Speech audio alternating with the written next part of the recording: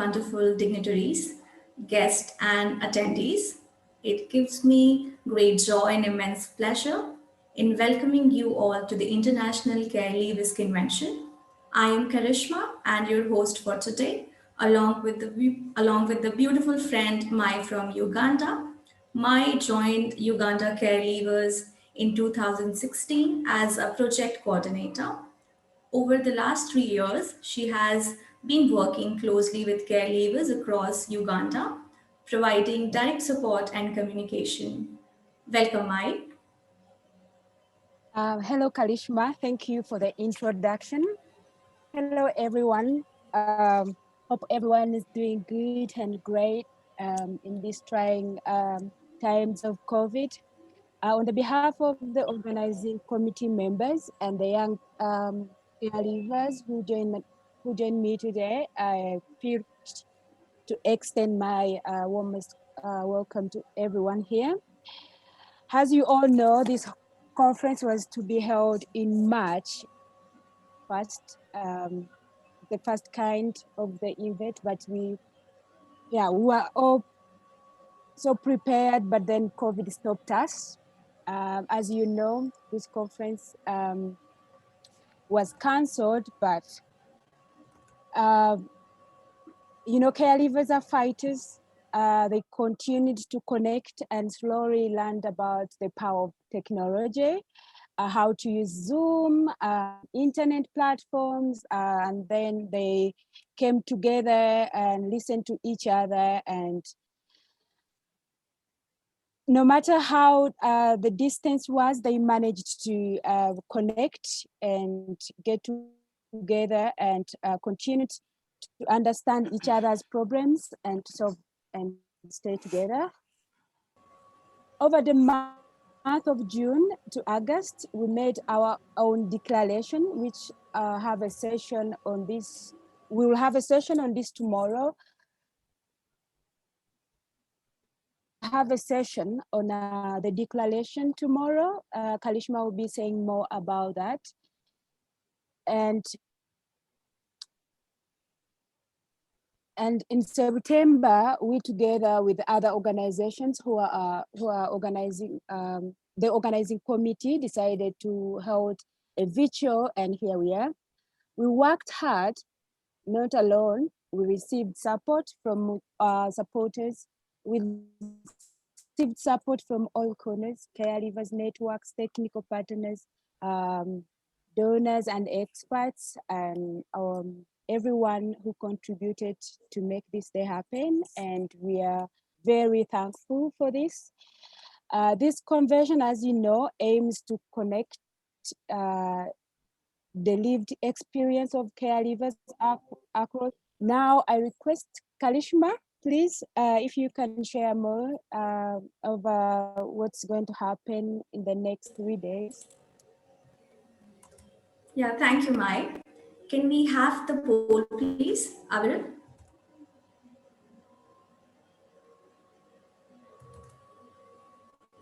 Poll will be there on the platform. We're waiting for it. Sure. So let me take you through the events platform, the engagement options that we have for you over the 3 days. This platform is open and can be accessed for the next 30 days for everyone who has registered with us. We have a selfie corner where you can click and keep memories of this convention.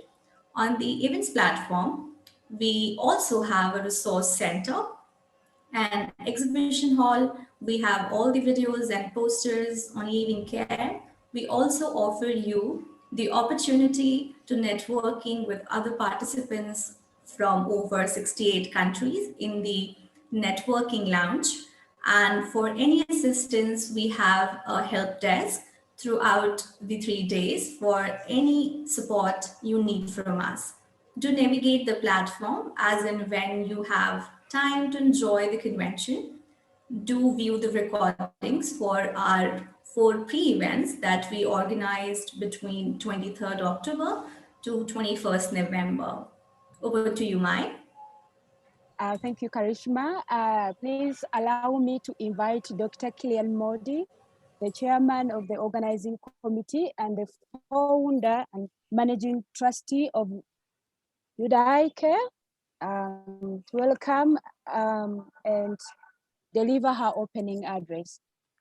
Please, Dr. Kilian Modi, thank you.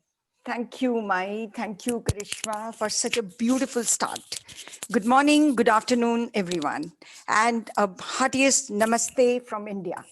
The distinguished speakers, moderators, participants, practitioners, policymakers, and most importantly, the care leavers, those with lived experience of care, who have joined us today on the first day of the 3 days, first ever International Care Leavers Convention.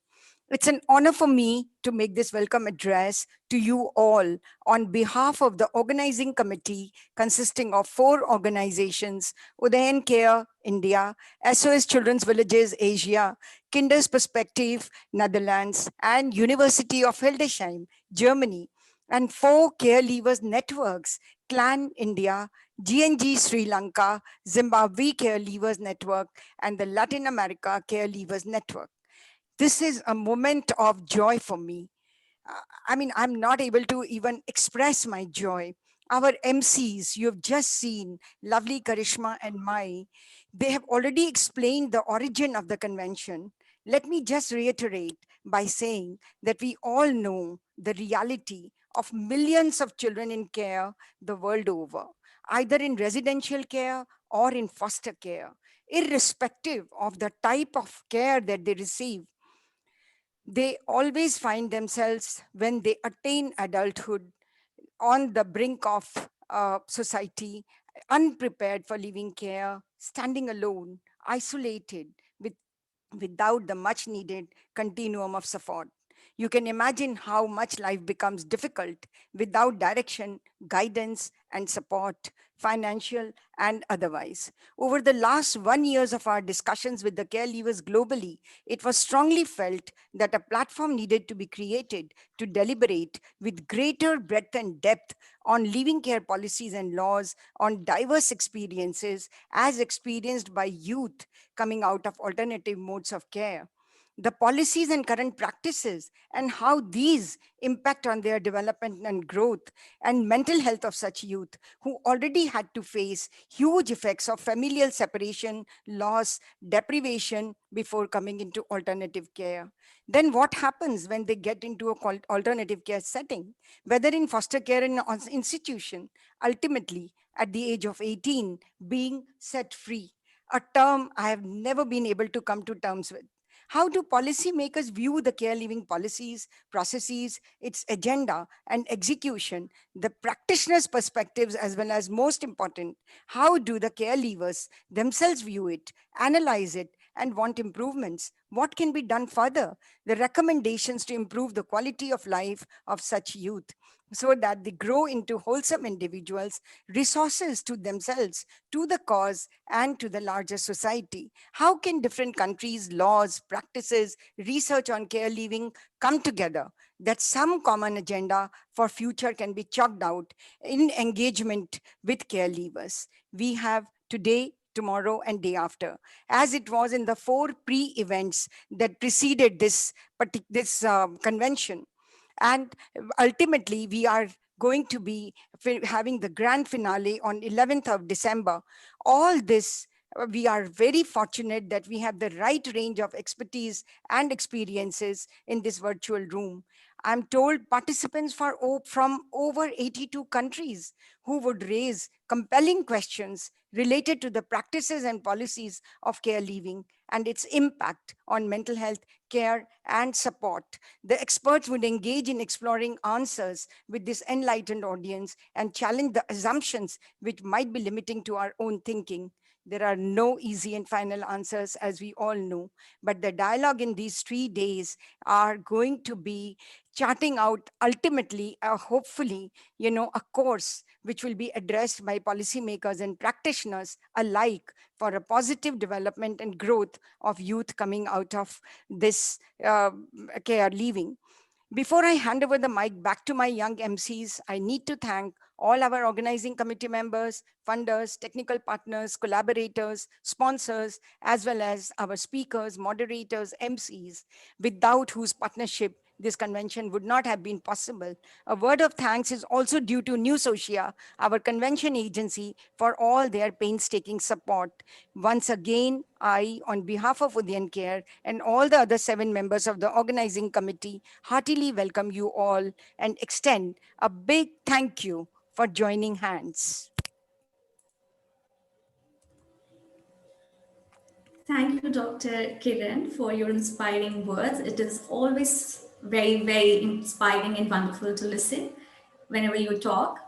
So now we have Ms. Shubha Mursi, Professor Wolfgang, Ms. Martini, Ms. Nimu, Mr. Jeffrey to talk about why they came together to hold a convention of this kind. And I welcome you all. Over to you.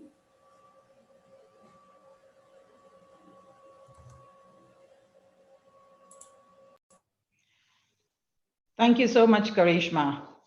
Uh, good morning, good afternoon, and good evening. It's truly a virtual world with people participating from all across the globe. And that's such a wonderful thing to happen, and all possible because of the technological development. So thank you all the participants, researchers, academicians, policymakers who are all joining us today from different parts of the world. It's a reflection of the importance of this topic and its relevance that all of you, and earlier today we were told that more than 500 people were in the auditorium. And this is absolutely a reflection of the importance and the relevance of this topic. Care levers was relevant yesterday, it's relevant today, and we will have care levers tomorrow. So it's a topic which remains to be addressed and to be addressed in a big way. Here, I want to thank and congratulate essentially all the care levers who are taking a part and raising their voices. It makes me really happy when the care levers are taking it on themselves to bring forth their challenges, their issues that they face in this world. More such groups are needed to be created in different countries so that their voices can reach the decision makers. Dear care levers, you have a right to bring forth the issues you face. However, my request is do it respectfully with an intention to find solutions so we can find solutions together. We have a number of good practices from the different countries, and I believe this information must be shared more proactively. And this is something which is missing in my view. Here, I would like to share the story of Borai. I would have ideally liked to have some time to also share some videos. Nevertheless, the limited time, I just want to share the story of Borai, whom I met in Siem Reap. He underwent, he's a care leaver who received vocational training in one of the SOS Children's Village programs. And today he successfully employs younger brothers and sisters from the vocational training center after they finished their program and training by giving them employment. Such a wonderful success story where this young man today has grown to be an entrepreneur in his own right, employing other care levers who are trained and who can be brought mainstream. In the best of the times, care levers have different challenges to face and to reach their rightful place in the society. Now, due to the pandemic, these challenges have become even more complicated and complex, and the situation demands that we look at different ways too. And who best to tell us the different ways other than the young care levers themselves, who can bring across what they are capable of, and we can help them to reach there. There is no one best way. There are multiple roads that lead us to our destination. So we have to find this together. So In my view, these ways cannot be generalized. They have to be identified and has to be designed based on the specific local conditions. For example, reskilling. We talk about reskilling. What does this mean? Reskilling probably in Germany or Australia would mean something very different from what it is in Cambodia or in India. So this has to be based on the specific country that we are looking at. To look at the formal sector, informal, entrepreneurship, what works? What are the means that are available? So in specific, we must make a demand to the decision makers for an affirmative action for the care levers. In many countries, the state is actually not providing much, and it gets even worse in less developed or developing countries where it is seen as someone else's responsibility to provide this to the care levers. So I believe it's very important to bring the state into the picture to be able to provide this. The COVID has created mental health issues in the society. It remains to be investigated as to what impact it has on the care levers as a group. It's a high stress situation for all of us. We face this, we face it at our homes. So imagine what happens to a youngster who is facing uncertainty during these times, whether it is their education or the job opportunity. What are they going to do with their life? So I think a strong possibility exists that due to lack of support, emotional and otherwise, the care levers probably or maybe are much more strongly impacted than what meets the eye. So in my view, support structures would be needed to address these. And as it has a direct impact, these support structures have a direct impact, not only on the care levers, but also on the economies and the future lives of people. Last but not least, my request from the forum is that we unite together to ensure that the voices of the care levers are reaching the decision-making bodies. I'm positive that together we would be able to achieve that. We owe this to our care levers for their future and to ensure that their future is secure. I want to say thank you to everyone who has been part of this endeavor, and let's keep going. I want to leave you with a positive thought, which I found actually this morning. I thought it was really good, and I must add this here, coming from Oscar Wilde. The secret of remaining young is never to have an emotion that is unbecoming. So let's move forward. Let's do this together. Thank you so much, everyone, for paying attention. And thank you for being here on this journey that we want to make to secure the future of our care levers. Thank you.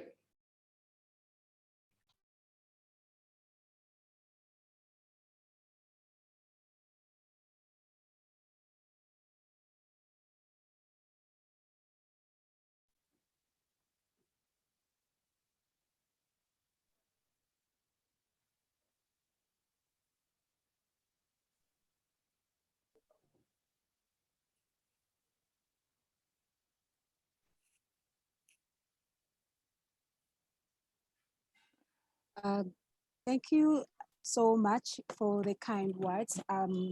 Hoping that everyone is learning and listening and getting something to take home.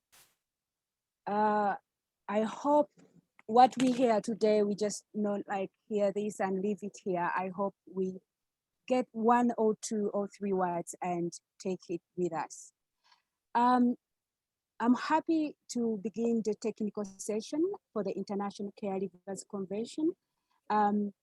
This session is focused on trying to set the context of the convention. We hear young people with experience of care to share with us their challenges, as well as we see what this pandemic of COVID-19 has done to us. The moderator for this session is Mr. Patrick Wisdom. Mr. Patrick is representing FICE from Brazil today, and is also the founder of the NGO called Contaro Condes. Sorry, Mr. Reason, if my pronunciation about this is not right.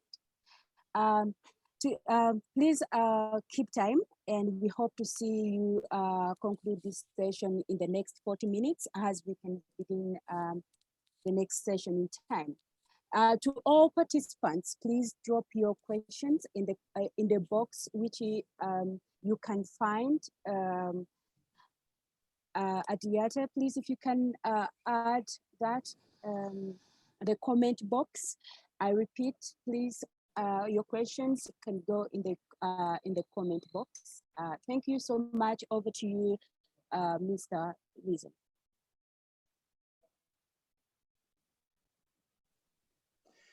Good morning from Brazil, very early here, early hours of the morning still, but a great privilege to be here. Maybe you can hear from my voice that originally I'm from the UK.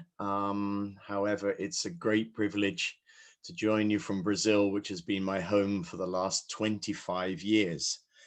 I would like to ask the care leavers, please, to open your cameras. This morning we have 5 different care leavers with us. We're so excited to be here to share the experiences. I know that all of those of you who are joining us are more interested to hear the care leavers than anyone else.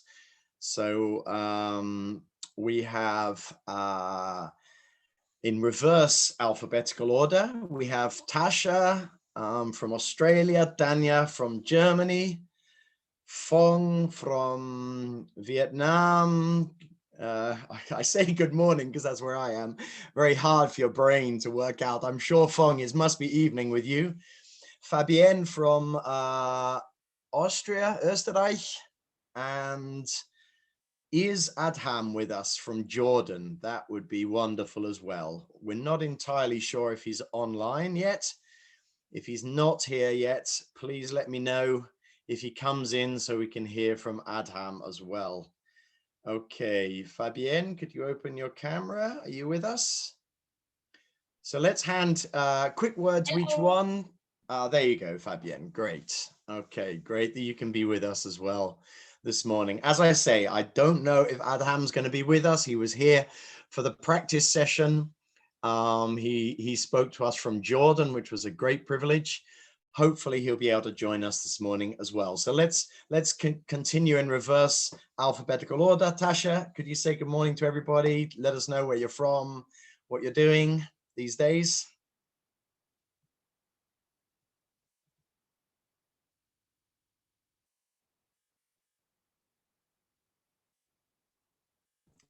Tasha, can you hear us? Hi.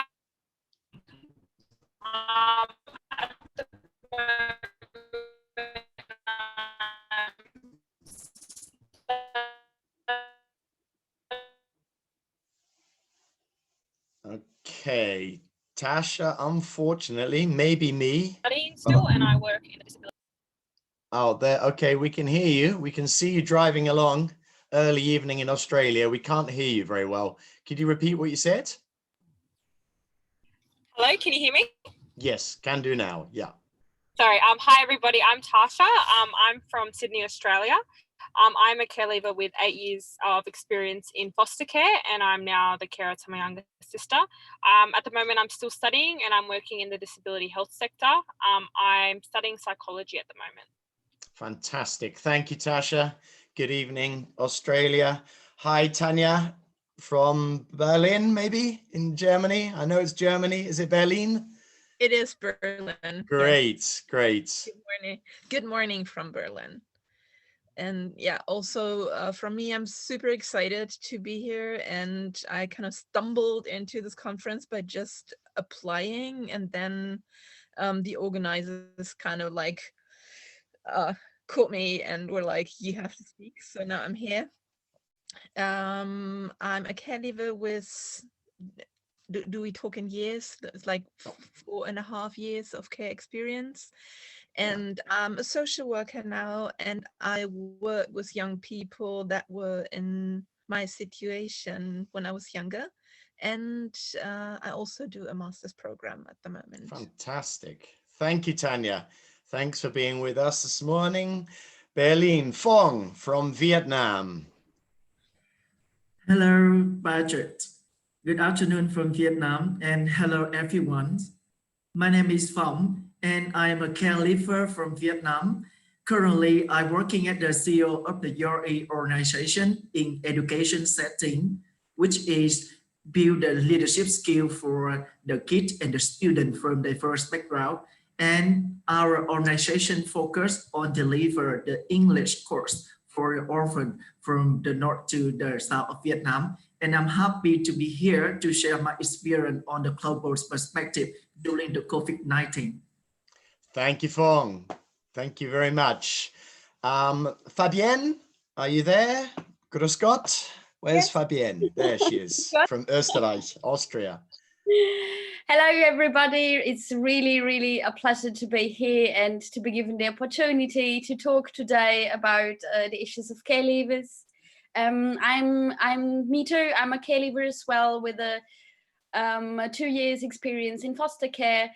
And right now I'm living in Paris, France, and I'm enrolled in a master's program of culture and communication. Thank you, Fabienne. Wonderful. I think that's the end of our introductions. Sadly, I don't think Adham's with us yet. As I say, if he comes online, we'll get him straight to you. So in the same order, Tasha, can you hear us? We decided we'd ask a question to each one of us. So Tasha, how could you answer it for us? In what ways has 2020 been a unique year for you? For me, it's been a unique year in a sense that here in Australia, we've only started to really ease lockdowns recently between states, and obviously with international borders closed, it's been challenging for us people who like to think. It's challenging in a sense that obviously you can see that other young people in the same experience are struggling with situations like homelessness, which continues to grow and continues to be an issue for us care leavers with minimal support, minimal kind of knowledge of where to navigate next. As a foster carer as well, it's been an interesting time because obviously with schools closing and different, I guess, parts of the community being closed, it's obviously placed a lot of restriction and I guess for my younger sister who I foster care, and as well as that, obviously things such as mental health has kind of risen for, I guess, myself and for my younger sister as well. So I think all carers, I can speak on behalf of all carers here in Australia, it has been really challenging, and I guess accessing resources probably would be a really significant challenge for young people experiencing hardship during this time. Thank you, Tasha. Same question to you, Tanya. How's this year been unique for you? I mean, unique like for everybody, because I have never had an experience with a pandemic. That's very new for me. And as I said, when we were talking, like the pre-talk, in my opinion, or from my point of view, it has been like a magnifying glass for the problems that were already there.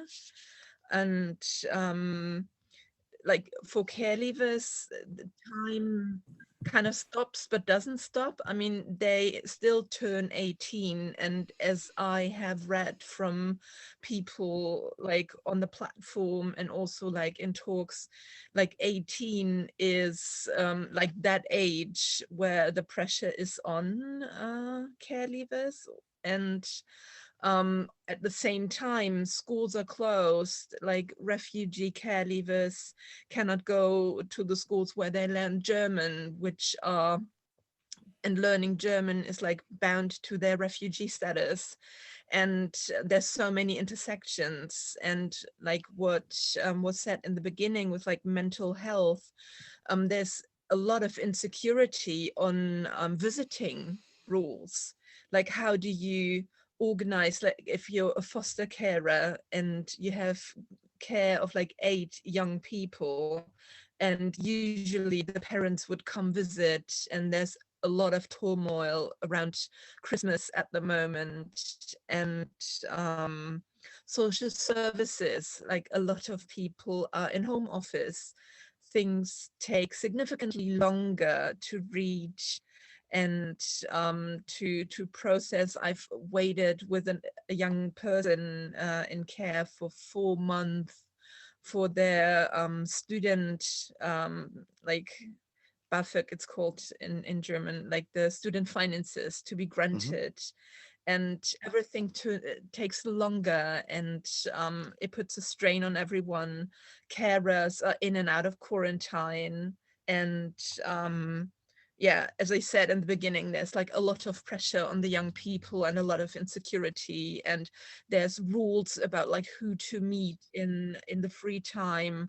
And for care leavers, your peers are your family, and this kind of like the understanding of family and who you can meet or not, and the rules that you break when you meet with your family of choice, like causes a lot of insecurity. And I'll make a point here, maybe we can squeeze in some of the statements when the others have talked. Thank you, Tanya. Wonderful. Thank you for all your reflection. You've really thought that through, and thanks for bringing it to us such a clear way. Thank you. Phong, you're next. How's this year been for you? Okay. Actually, this is unique for each of us, especially for the caliber in Vietnam, because the original COVID virus from the China, and we are the nearby Chinas.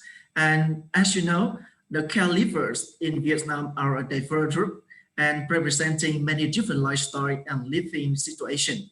And is it the case that there is a lot of vulnerability within the caregiver community? And for example, relating to housing, employment, mental health, and challenges on or unstable family relationship.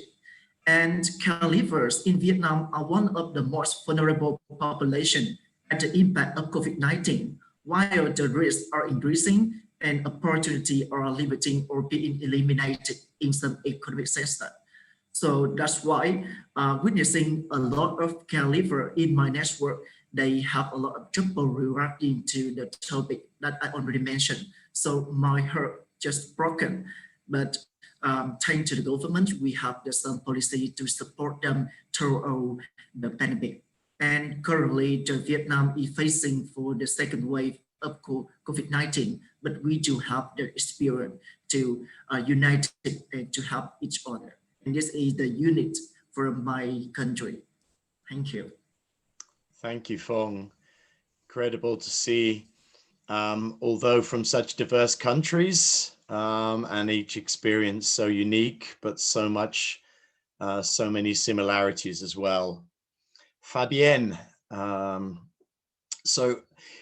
we'd like to ask the same question to yourself. How has this year been unique to yourself and the care leaver experience?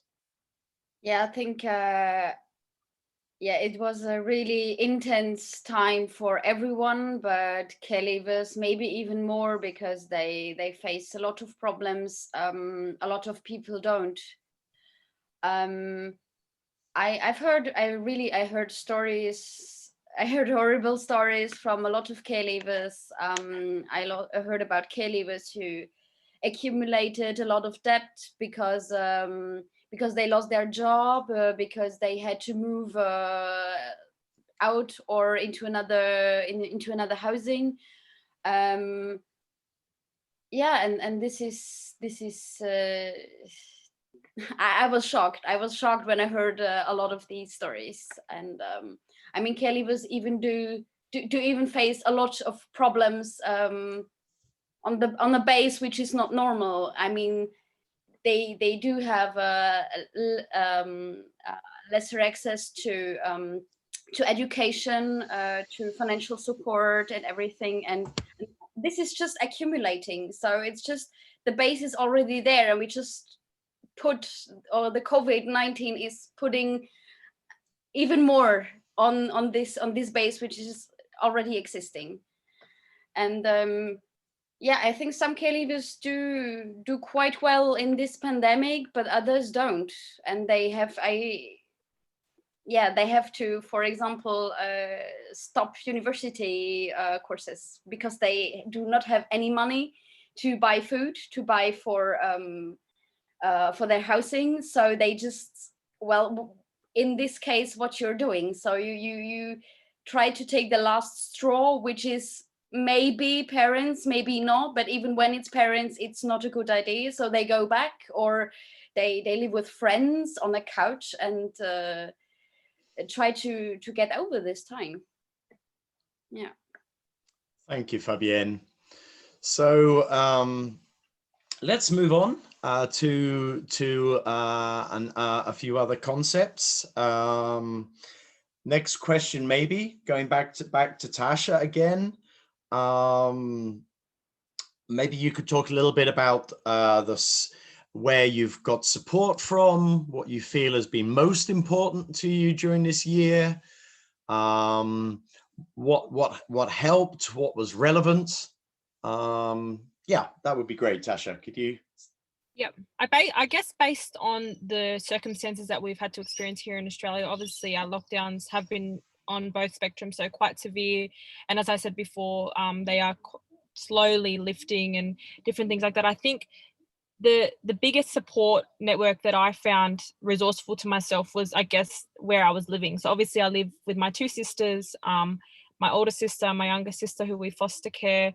And I guess with the whole idea of isolation and being alone and quarantining and all these new terms that we're all kind of understanding, I guess we're kind of forced to kind of use the network that we do have. And I was quite fortunate, as I still worked right through the pandemic in the job that I was in. And I guess being able to bounce off different energies that I like around the people that I work with. And I guess like there's not much else you could have really done. I know sometimes I'd be driving home from work or just looking outside and the roads are just so empty. And I think it was just such a strange time for a lot of us.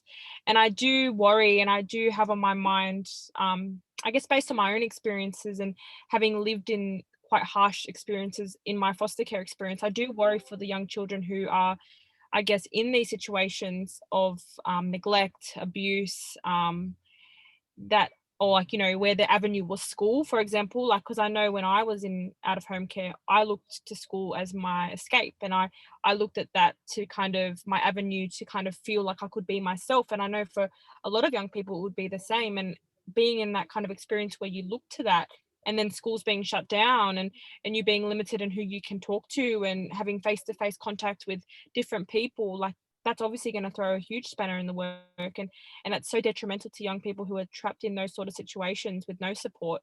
And for someone like myself, I couldn't imagine going through this pandemic while in foster care, because I know that like I don't, my dad passed away, my mum, we didn't have contact with my mum, we didn't have much contact with direct family. And I think being in that situation, I'd feel extremely alone and extremely like I don't have any support. And I think it would be extremely like challenging for young people at the moment who are in out of home care, particularly in more vulnerable situations where there is neglect and abuse occurring within the home, which is so prevalent. And I guess even in a country like Australia, where I guess people look to say, oh, you know, it's such a wonderful place, there's still these catastrophic conditions happening like on the daily. And it's so hard for me to kind of think of how hard the experience could be for a lot of young people in out of home care. Thank you, Tasha. So great that we could hear you. We could hear you really well this time. Absolutely clear. And you're right. I'm sure your country is wonderful. I'd love to know it one day. Tanya, for yourself, please feel free to answer as you want, but just an idea, support, what has maybe worked better, who's been there for you, what has worked during this year, where have you turned to? I mean, I'm one of the older care leavers, and I think a lot of times in the past I had to rely on myself, because similar to Tasha, I have like no contact to my family of origin, And like I found, it sounds weird, but I found a stable point in work. Like as a social worker, like there's this, like, it's like systemrelevant, like these essential workers.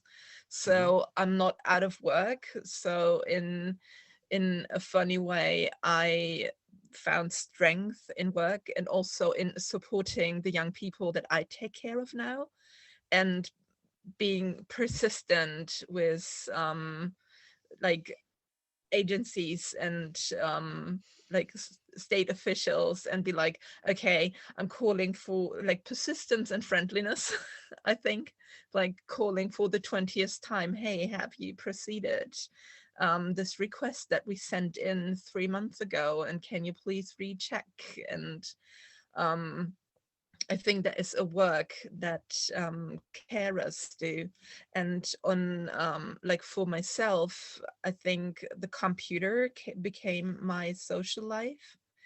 And I'm also part of a queer community, and we're quite efficient with organizing family of choice. So we did Zoom parties and try to stay connected, which is, I'm privileged. I have a home, I have stable internet connection, I have a laptop, and a lot of my teenagers do not have these resources, and they're also not given to them, and they have to pay for everything themselves.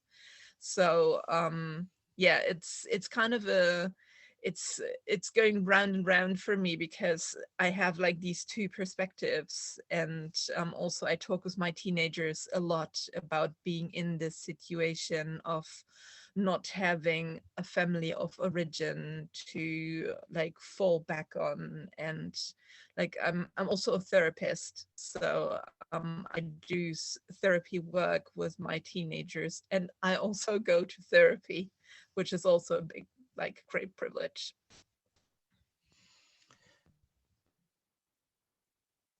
Thank you, Tanya. Thank you very much.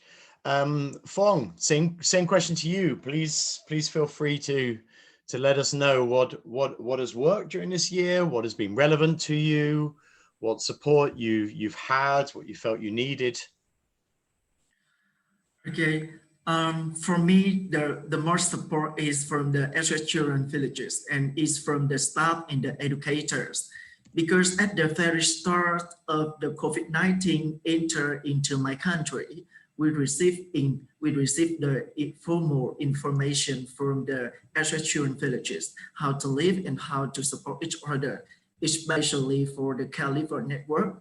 We also create Facebook page to connect each other, and using the social media platform to asking the one who in need and the one who are lacking up the money for the rental house. And beside that, the government also recognized the necessity of publishing a range of vaccines for caregivers to living through the COVID-19 period. And therefore, during the pandemic, the Vietnam government has been making a number of changes to the way it supports caregivers during this time, especially for SOS Children villages. On the semi-independent caregivers and the caregivers, we have the policy to support in terms of financial, and we have enough money to pay for the rental house.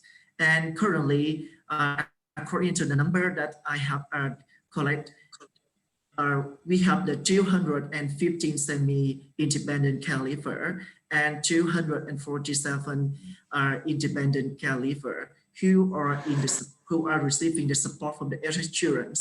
And beside that, the most thing that I recognize and really appreciate is a lot of the positive social worker and SOS educator.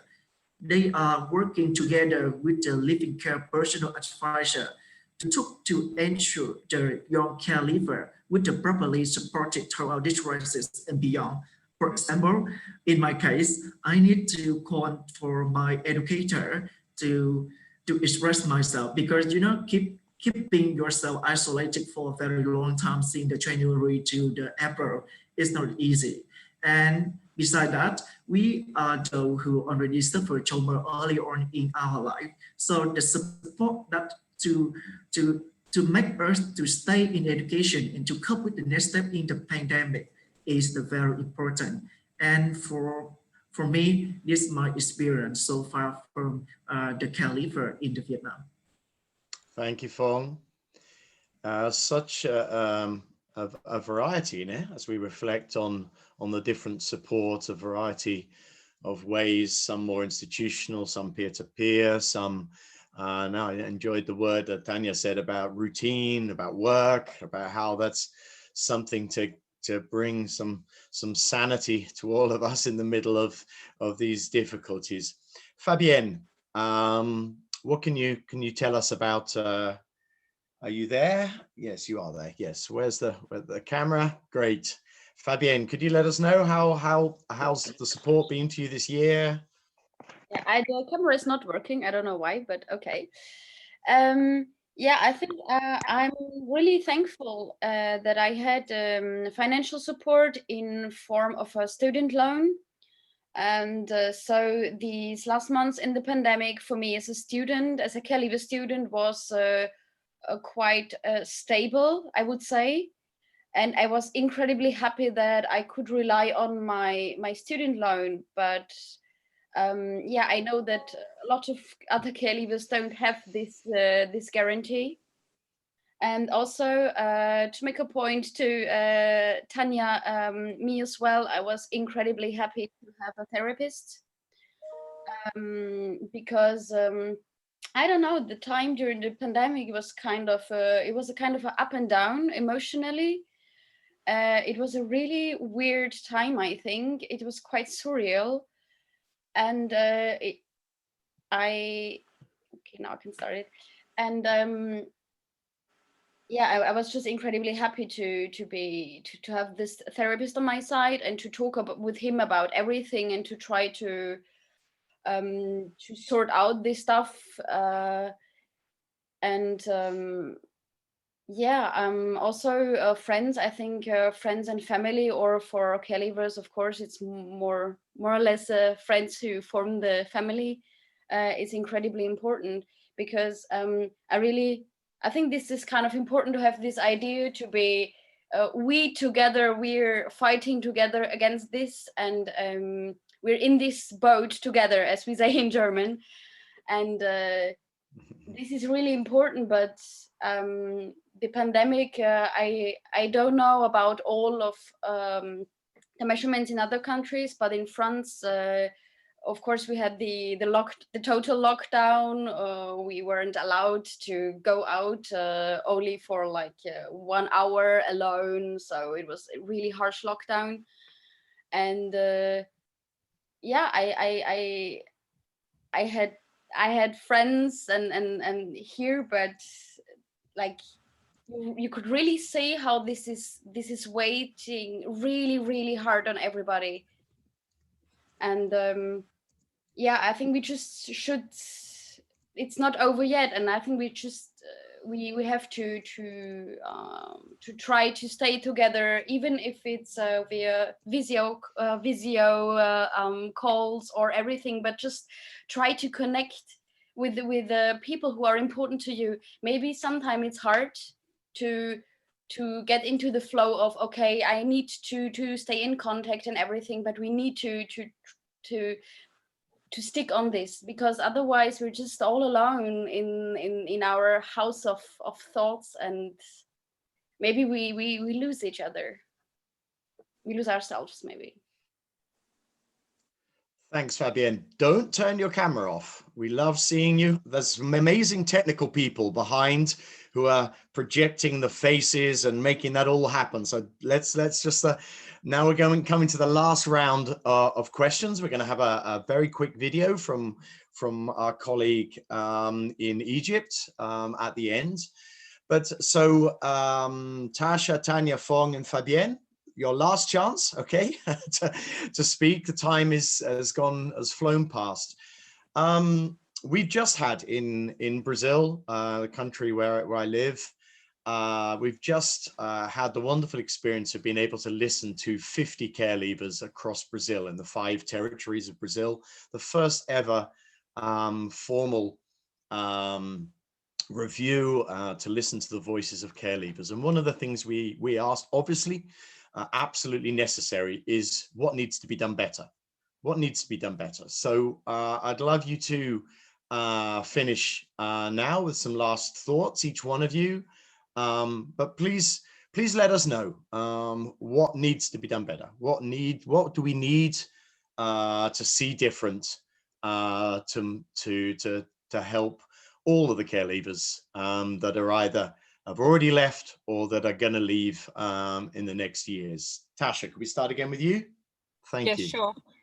So I think a major theme for us here in Australia is, I guess, obviously even around the world, would be the idea of supports and being able to access even just the guidance and like support as young people entering into adulthood, particularly, I guess, when you're 18. I mean, you look at it like, would you, if you had your own child, would you kick them out at 18 and expect them to kind of just navigate their way around the world, into workplace, into living arrangements, into bills, all these big things that, we face as young people entering into the world as young people with a care experience. And I think a big issue that we've been working towards a lot here in Australia is trying to extend the care age to 21. And I think the most challenging thing for us is trying to gauge the government and the policymakers and people within high roles to kind of consider these issues. And I guess, is it appropriate for them to be able to, I guess, walk away from their legal responsibility as people who are, I guess, like for myself, for example, I was parental responsibility of the minister, so the state, and I guess for their responsibility to make sure that we're all okay and we're all getting the right supports. But is it okay for them to kind of walk away from that during this pandemic and kind of leave us hanging there and kind of to dwell within our vulnerability? And I think the fact that they've kind of pushed young people aside a little bit, in a sense, to kind of work more towards other things, other issues, like, I guess, like budgets and economy and all these different things. It's quite hard as a young person to kind of comprehend how that's okay, especially with the statistics that have kind of proven from this pandemic in terms of mental health and, I guess, homelessness, particularly adoption, all these different issues that are risen for young people with a care experience. And I think what we need is more gauge and more support from policymakers to kind of give us that support that we need and not let us fall into this vulnerable situation and kind of end up in questionable situations. So I think more interaction with young people and kind of gauging that support where it's needed, I think, is really important. And just kind of moving forward, considering ways in which we can overcome these sort of situations in like a sense that perhaps maybe a pandemic might happen again. Like, we need to be prepared, and resources need to be put forward so that young people don't feel so alone, and they are prepared for something like this, in the case that they lose their job, in the case that education is detrimented, and I guess not feeling like you know what to do, because it's hard enough kind of navigating as a young person into adulthood, let alone all these different barriers that are put in place with the global pandemic and, the isolation that comes with that. So I think policymakers and people who are within that kind of authoritative role, they need to kind of keep in mind that there are very vulnerable populations that exist, like care leavers, that do need their support and do need to be heard during these times. Thank you, Tasha. Thank you very much. Very lucid, very poignant, very important points. Tanya, yourself, please.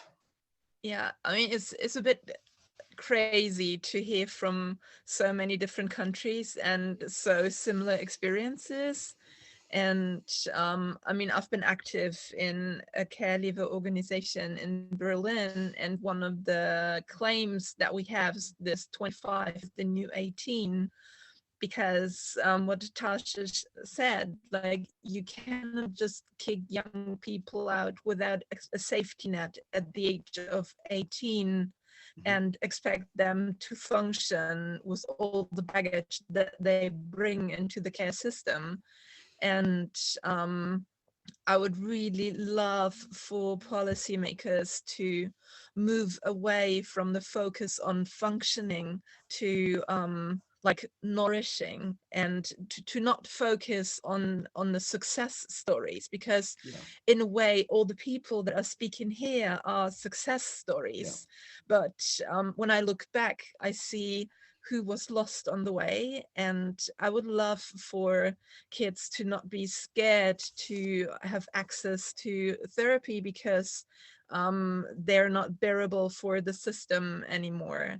And I mean, I don't know if you know that, but a lot of times kids are put into foster settings, and then they're diagnosed, and then they're put into a different system. And, you know, like the door goes round and round. And sometimes kids have this history of being like put into 10 different facilities because they're considered too difficult. And I would really love for policymakers to focus on those vulnerable kids, also on the successful kids, but to focus on the vulnerability of care leavers and make room for failure. Thank you, Tanya. Nourishing, what a word. What an amazing word you brought us. Thank you for that, Tanya. Very, very powerful, your words. Thank you. Fong, how about yourself? Okay, from my perspective, like we all know, it is not unusual for a young person to leave care at their 16 years of age. So whether to move on to independent living or to return to family or friends, around 40% caregiver at this age, and it is therefore essential that a pathway plans are developed in a timely manner, making sure that if young person is considering living care assisting, they will know what support is available to them and what their future options are, especially correct during the pandemic COVID-19. And from that point, then we have a plan to help them move on to independence successfully. And my recommendation is the local authority and the public sector must complete an assessment of need for the young person living care and make sure that the pathway plans is in place with their 16th birthday. And at SOS Children, we do have the IDP, mean individual development plan for all the children during they receiving the care.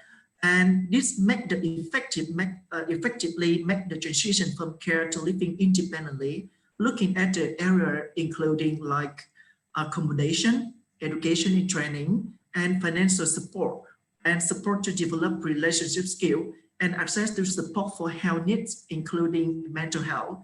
And as a matter of fact, during the COVID-19, on the orphan and specifically for the caregiver, we do need a contingency plans for support if independent living breakdowns. And from that, the plan is essential for them to integrate back to the society. Thank you, Fong. Thank you very much. Contingency plans, Yes. so important. Just so powerful to hear you all. And I, you know, it's so difficult for me not to comment and not speak. I'm sure all of us are wanting to speak on your word just saying, but so important that we realize the voices and those who have been left behind, as Tanya put it. Fabienne, final word from you, please. Yeah, what I've seen is that especially during the pandemic, a lot of new laws were made, and the policymakers they just think about like all the people in the state, in the country, but not care-leavers as a especially vulnerable part of the society. So they decide whatever they decide, but they just don't put care-leavers into account. And we had some projects in Austria about care-leaver dialogues, so where we as care-leavers go into dialogue with the policymakers. And after this, we decided to found the Care-Leaver Association Austria. to fight for this. And I think it's really important, because what we think is we need to give care leavers access to contact with policymakers, because the policymakers need to be aware of all of this problem. And this is I think this is like the solution for this problem, because we cannot, what I like to say is being a care leaver, it's like why are others who are not living my life deciding for my life? Yeah.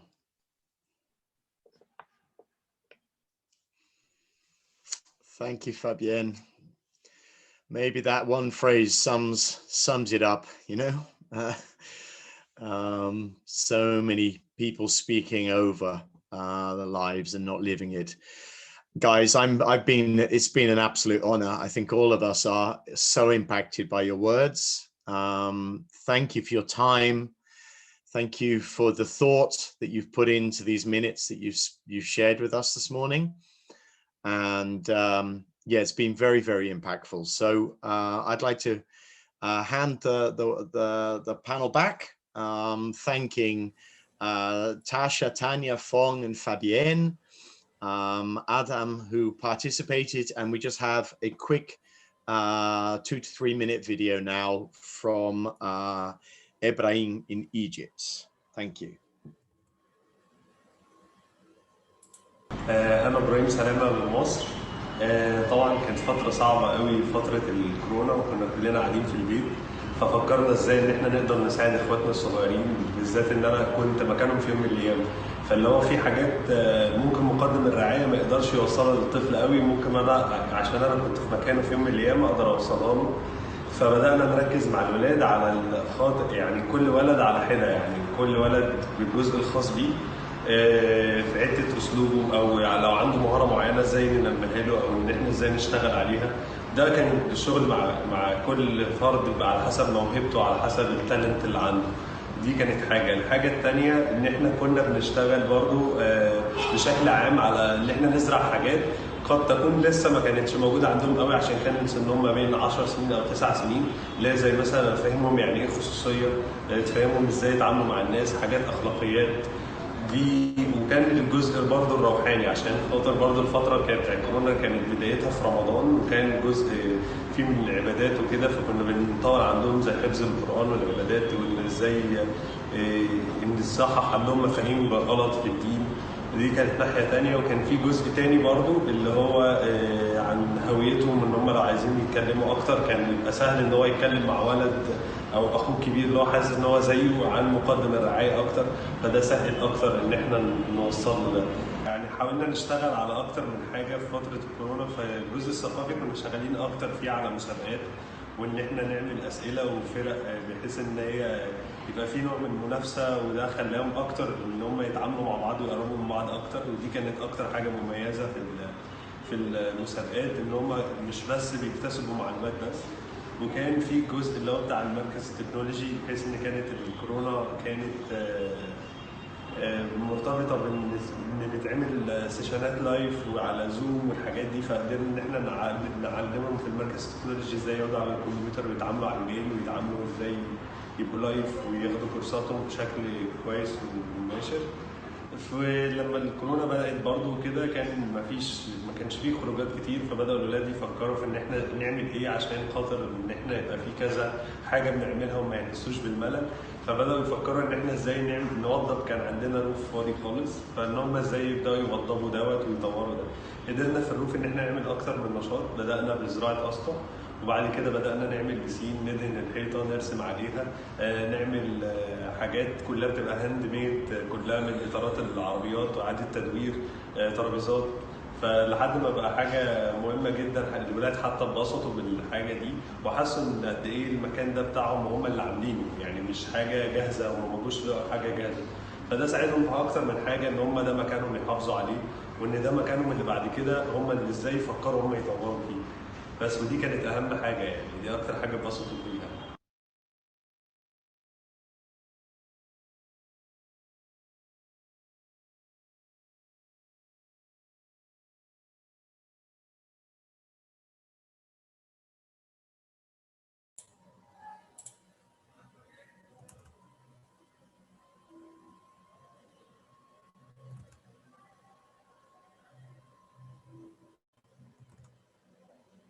Yeah, so I think it was wonderful, listening the voices of all the caregivers, and it was really insightful. And I'm sure that it was being loved by everyone present on the platform.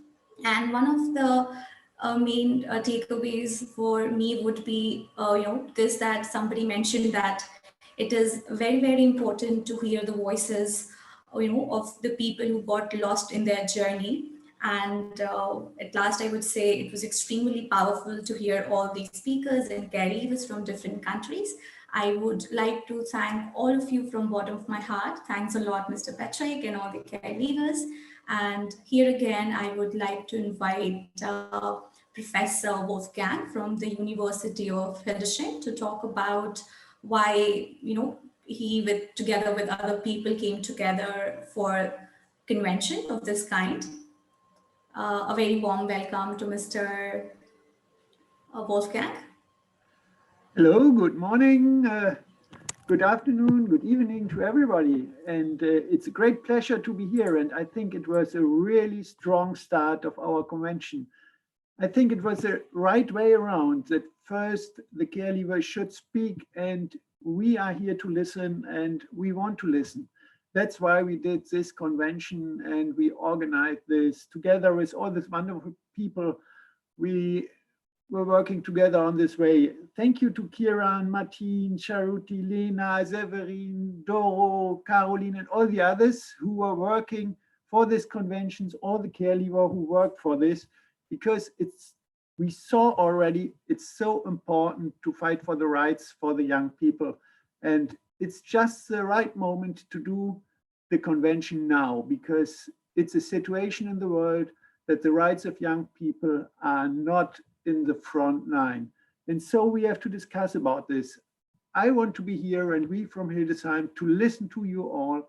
And I think it's a beginning. We should go on, and this convention could be a starting point to do more for the rights of care leaver worldwide. And now I want to hand over to Martin. Hello, Martin. Good morning, everyone. Good morning, good afternoon, good evening, but good morning from Europe. 14 years ago, I was one of the leaders of the FISE youth camp in Sarajevo. It was one of the first FISE youth camps where children with care experience fully participated.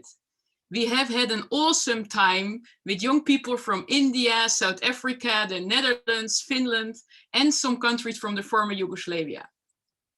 Like I mentioned, the event took place in Sarajevo. It's a city that was and still is recovering from the war in the 90s.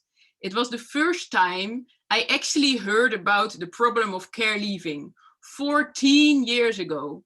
During one of the workshops, one of the young participants from the Netherlands addressed the problem of care leaving to professionals from all over the world. Leaving planet youth care and arriving on planet Earth is an enormous challenge. The workshop was recorded on video that was quite progressive at that time, and see us now, and shared on an online platform like YouTube. Unfortunately, not a lot changed since that time. Therefore, it is very amazing to start the first International Care Leavers Convention today. It's a complete virtual conference with participants from more than 80 different countries. I'm often talking about the so-called snowball effect. I'm really sure we will get a massive snowball rolling the coming days.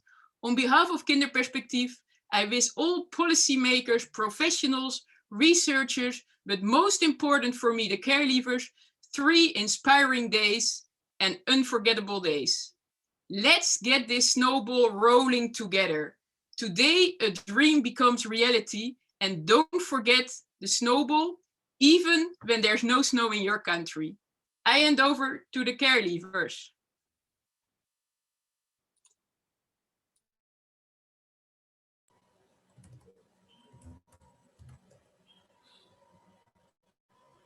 Now, thank you, Ms. Martini. It was wonderful to hear you.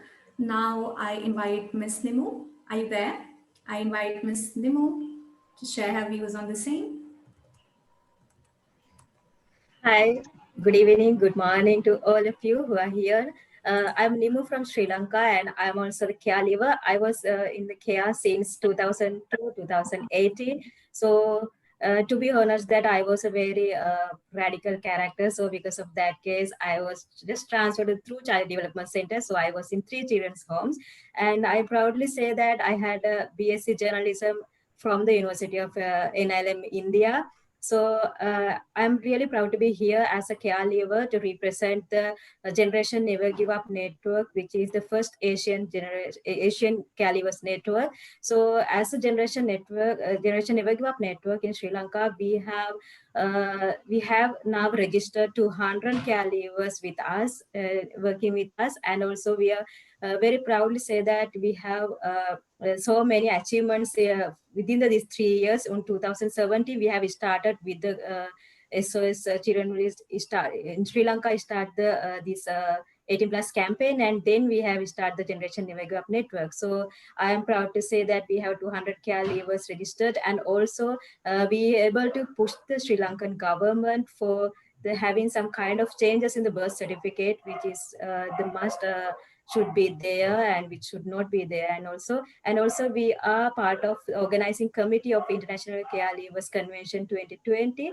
and that was really a big opportunity for us as a caregiver, and also as a Generation Never Give Up network. We are really just doing kind of activities in Sri Lanka altogether. When you all are talking about the COVID-19 situation, we as a team, we have 163 caregivers who is in the boarding house in Sri Lanka. So I'm really proud to say, as a GNG network, we did so many things, and I would like to ask you all who is here presenting here. Its time is going, so because of that, I just stop my voice. I just want to say, who is here, just think as caregivers also the member of your family, then you will able to understand what should you done. So at the last, and not the least, I just want to say my favorite quotes for the caregivers who are presenting here. People will hurt you, hate you, and break you, but how strong you stand is what makes you. Over to you, Jeffrey. Thank you.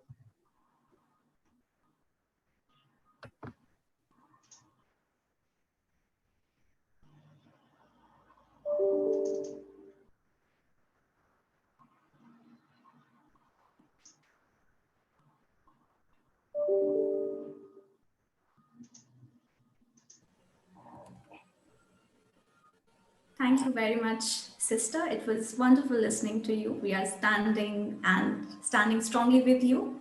And I would like to invite Jeffrey. Mr. Jeffrey, are you there?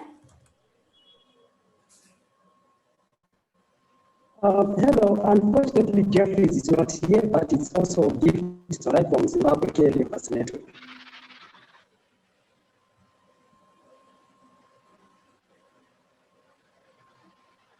Hello. Yeah, you're not that audible, Jeffrey. Your voice is breaking.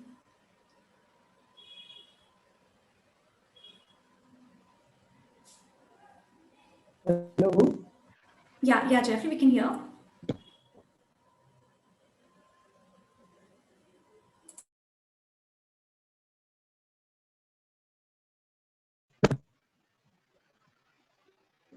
Hello.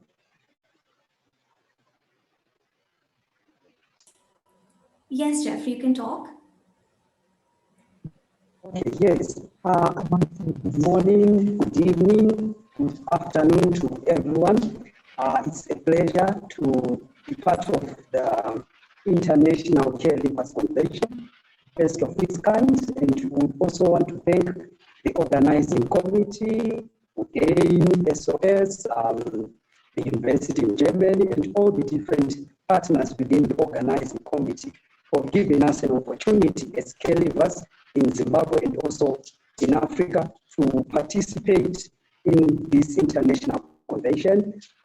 We just want to say we agree with a number of caregivers from different parts of the world, those in Asia, those in Australia, those in Europe. We have spoken about the different issues that caregivers are facing on a daily basis. And ourselves as Zimbabwe Caregivers Network, we are a group of young people and children who are still in alternative care, mostly foster care and residential childcare facilities. So far, we have a database of more than 3,000 caregivers who we work with on different issues. And we have been progressing quite well, like Sri Lanka, our colleagues. We have managed to interact with policymakers. We have also done the same. We have managed to interact with different policymakers, and we are happy to report that we are in the middle of drafting an aftercare policy and also an aftercare legislation in our own country of Zimbabwe.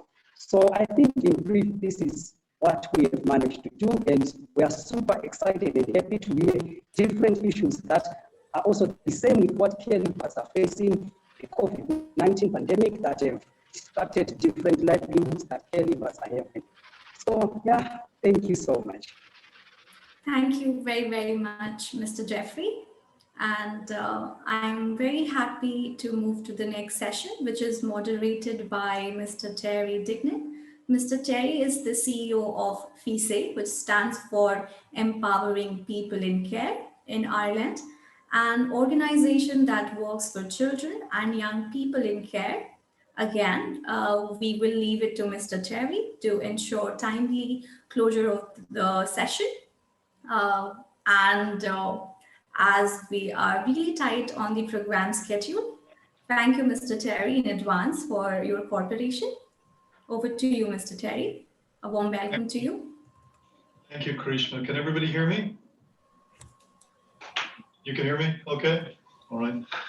Thank you, Karishma. Welcome, everybody. And welcome in particular to our panelists for this session. My name is Terry Dignan. I am the CEO of EPIC, Empowering People in Care.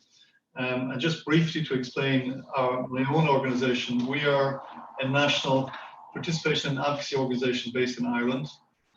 So our work is with children in care, young people in aftercare, and also young people with care experience. And we work to improve their care experience, improve their lives, both transitioning into adulthood and after that. And at the moment, I think it's important to say in relation to our next session that our organization is currently working on a proposal to the Irish government to review the aftercare system. And two key elements of that we're proposing is, one, that they review the age at which young people have to leave care. I think Professor Mike Stein said recently, talked about the compression of adulthood for young people in aftercare, young people leaving care, which I think is very, very pertinent. And also the extension of aftercare support to 26 years of age from currently 23 in Ireland. So there are two, I suppose, key issues we're reviewing and asking the Irish government to look at in relation to care leavers. But without more ado, this particular session is looking at the international commitment to youth with a particular focus on care leavers. And the speakers in this session will look at those commitments, look at how they have impacted care leavers, either positively, I presume, or negatively.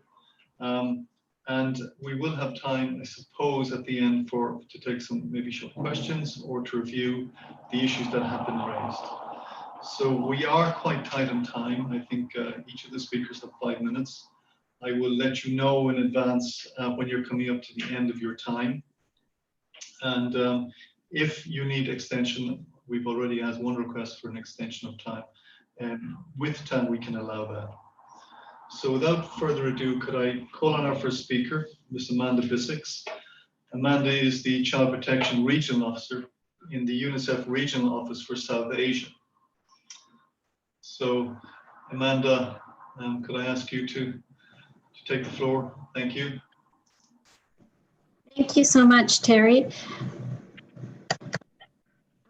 Thank you so much. I was going to share my screen, but I'm unable to do so. So I'm wondering if the host could share the screen for me for my presentation.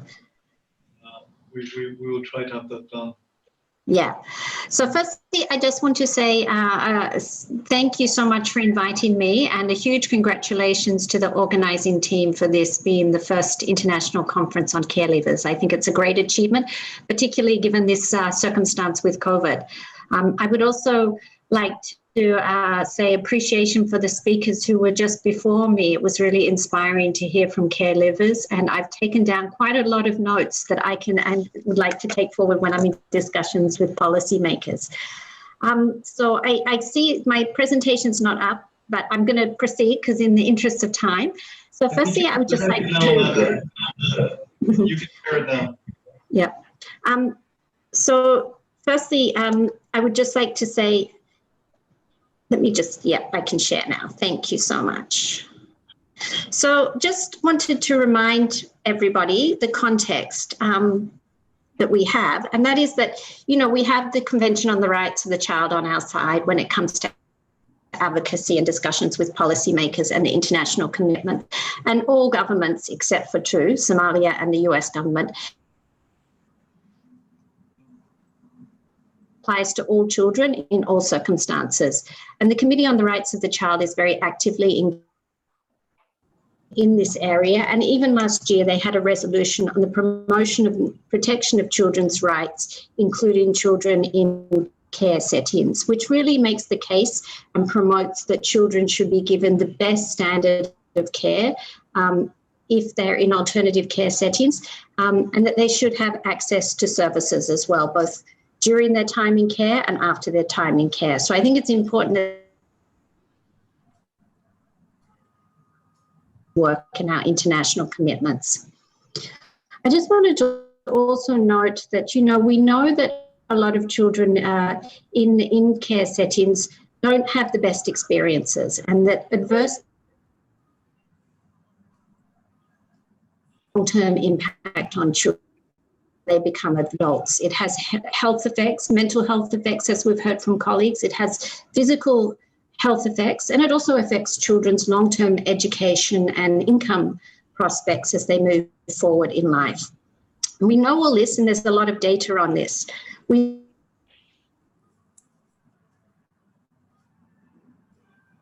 By one or more of a serious adverse childhood experience. We call these ACE. This is the platform we use for measuring this. And we know from this data that about 15% of adults have experienced 4 or more adverse effects, and that these have a really long-term impact on health, engagement in crime, education, attainment, and overall well-being. And that 42% of these adults have insecure attachment. And we know that children who have gone through care situations, alternative care situations, have a higher vulnerability to adverse effects.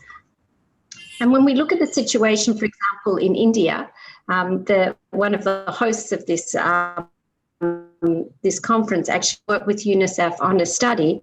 And we found that overall care leavers, as I'm sure it's no surprise to many of you, they don't receive the support that they need. 78% of care leavers didn't have health insurance, for example. 40% couldn't continue their schooling. And a third of them didn't feel confident to live independently. So it clearly shows that what we're doing to prepare children to transition to adulthood and independent living, in the case of India, for example, and many countries, is not working effectively. But what I'd like to just dwell on here is not the problem so much, but the solutions, because we do know there are solutions. For example, UNICEF in India has a really large program which covers nearly 500,000 children, which looks at improving alternative care so that children have a better experience whilst in alternative care, a more family-based care, but also that their transition out to independent living is made easier, and they're able to access services. So we can learn from this program, for example. Other solutions include effective collaboration and partnerships around various agencies, and I think that's what's fantastic about this platform, bringing together academic institutions, NGOs, multilaterals, and governments. And I think what's really important, and I'd like to focus on here just for a moment, is the network and voices of care leavers. What I heard today was incredibly informative and inspiring. And as you say, you know best the situation, you know what the policy recommendations are. And I think we need to hear your voices more. I think in the whole area of child rights and child protection, this is an underrepresented group of children and adults. We don't hear enough about the issue, and I hope that this platform today actually helps to mobilize around this. And of course, one of the strategies is to prevent institutionalization of children in the first place, and really to strengthen family-based alternative care. And there's a lot of work going on in this area and a lot of learning that we can share between countries and between organizations, including many of the organizations that are represented here today. And we also need better data and information. We need to understand the situation of care leavers. What are your experiences? How does this compare across countries, so that we can use this data and information in our advocacy with governments, with policymakers, and have evidence-based informed policies so that this group of children and young adults are not left behind when policy decisions are made. And as we've heard from the panel earlier, this often happens. This is a group that's overlooked. So voice, information, data, and partnerships are crucial, I think, as solutions to moving forward. And I would just like to end by leaving you with a reflection from actually one of my UNICEF colleagues who was a care leaver himself and is now working in our communications section at the global level. And he said I'd like to live in a world where investments are made to ensure those from public care and other children that have experienced adversity can reconnect, build and heal free from shame and stigma. This would be socially just, fiscally prudent, and just plain easier and better for the whole of society. And that's the point I want to emphasize, is looking after all our children and helping you transition to adulthood is better for you, it's better for your communities, and it's better for society as a whole. So I think we need to join hands to do that. And I'm really looking forward to outcomes of this conference and how UNICEF can actually work in partnership with you to help you raise your voice and mobilize and advocate with the policymakers. Thank you so much. Thank you. Thank you very much.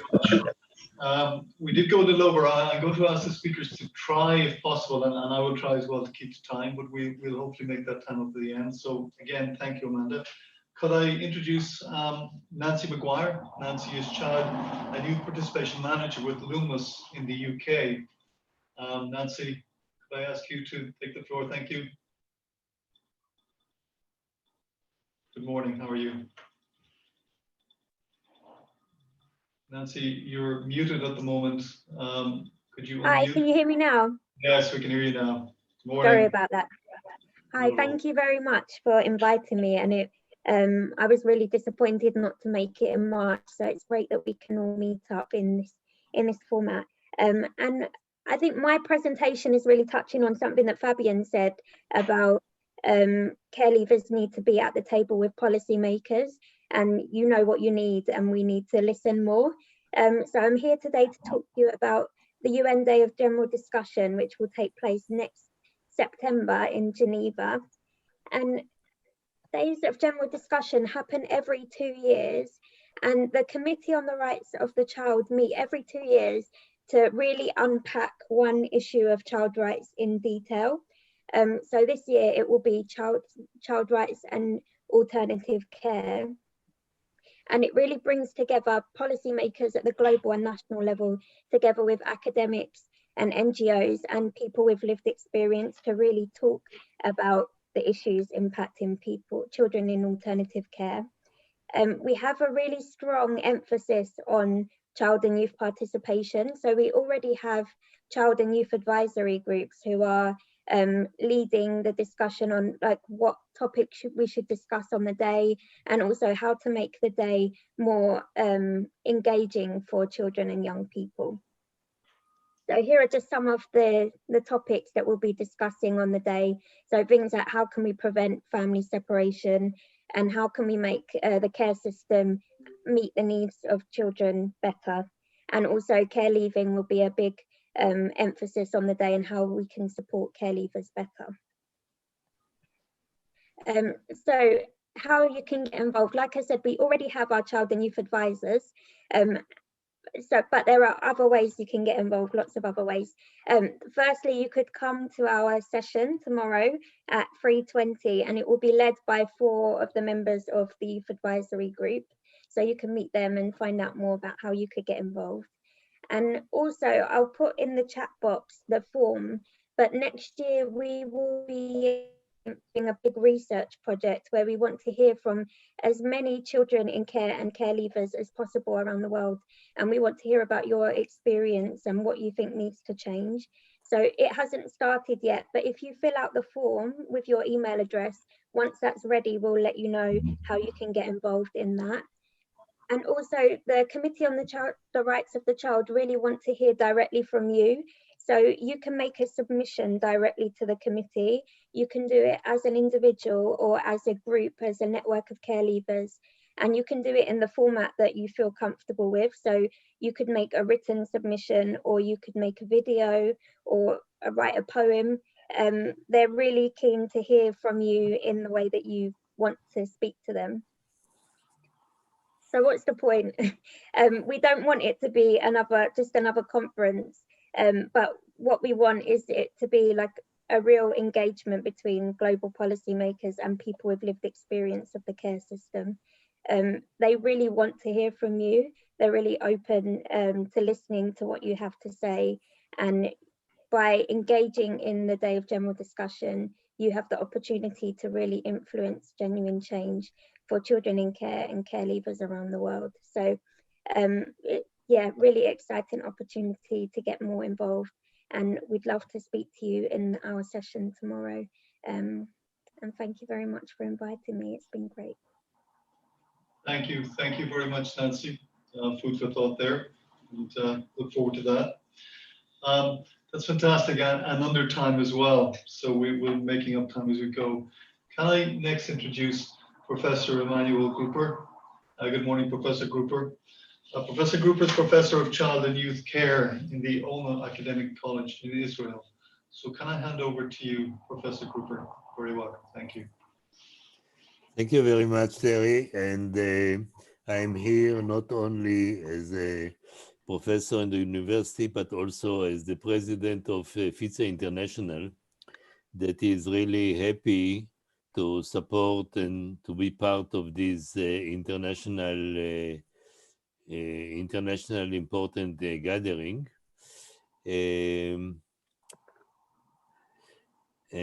Thank you. Can you move to the second one, please? Or give me the possibility to do it by myself? Okay, so this international forum, I think, is so important, especially in these crucial moments of COVID-19 world pandemic. And we would like to congratulate Dr. Kiran Modi and Udayan Kher from India and all the organizing committee and the different organizations that help to do this important gathering. As president of FICE International, it is an organization that focuses on out-of-home care around the world, that was happy to join and support this initiative, and also to extend to you our best greetings from Jerusalem in Israel. May we move to the second? Thank you. So the importance of support in the transition from care to independent living, this is something that was not in the focus of educators for many years. For many years, residential care educators were not so much concerned about supporting youth in the transition from care to independence. And since the beginning of the 21st century, this became a crucial issue, and support systems started to be developed.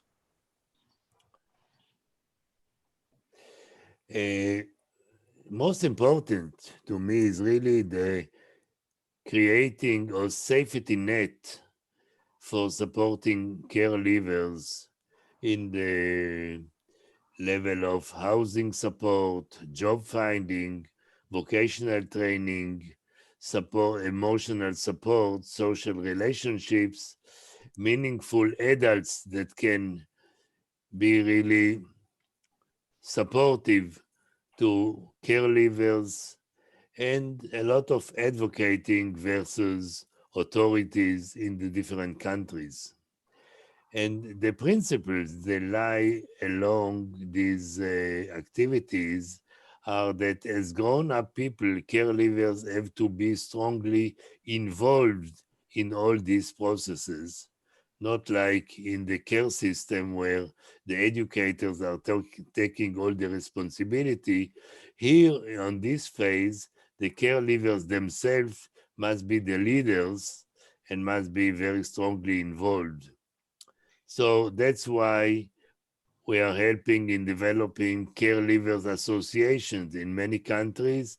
And FITSE was very much involved also in organizing an international convention of caregivers in Vienna in 2016. And now we are very happy that this is taking place here today. And I think it was magnificent to hear the caregivers on the first session. Just 1 minute, Professor, thank you. Okay, I'm coming to the end. Thank you. Just let's move to the next one. So the effects of COVID-19 pandemic on caregivers, I think the pandemic has really aggravated the situation of caregivers in many aspects in different countries. Many caregivers were forced to lose their jobs. As a consequence, many couldn't pay for their housing and were thrown out to the streets. These economical challenges created stressful psychological situation, and all this makes support from authorities and NGOs much more crucial in these days. Okay. Professor, can I ask you to finish, if you would, please? Thank you. Yes, this is the last one. So this International Forum of Caregivers is therefore so important, and the discussion and knowledge sharing which would take place during this forum are crucial in these days in order to give caregivers all over the world new possibilities, ideas, and support for overcoming this pandemic crisis situation.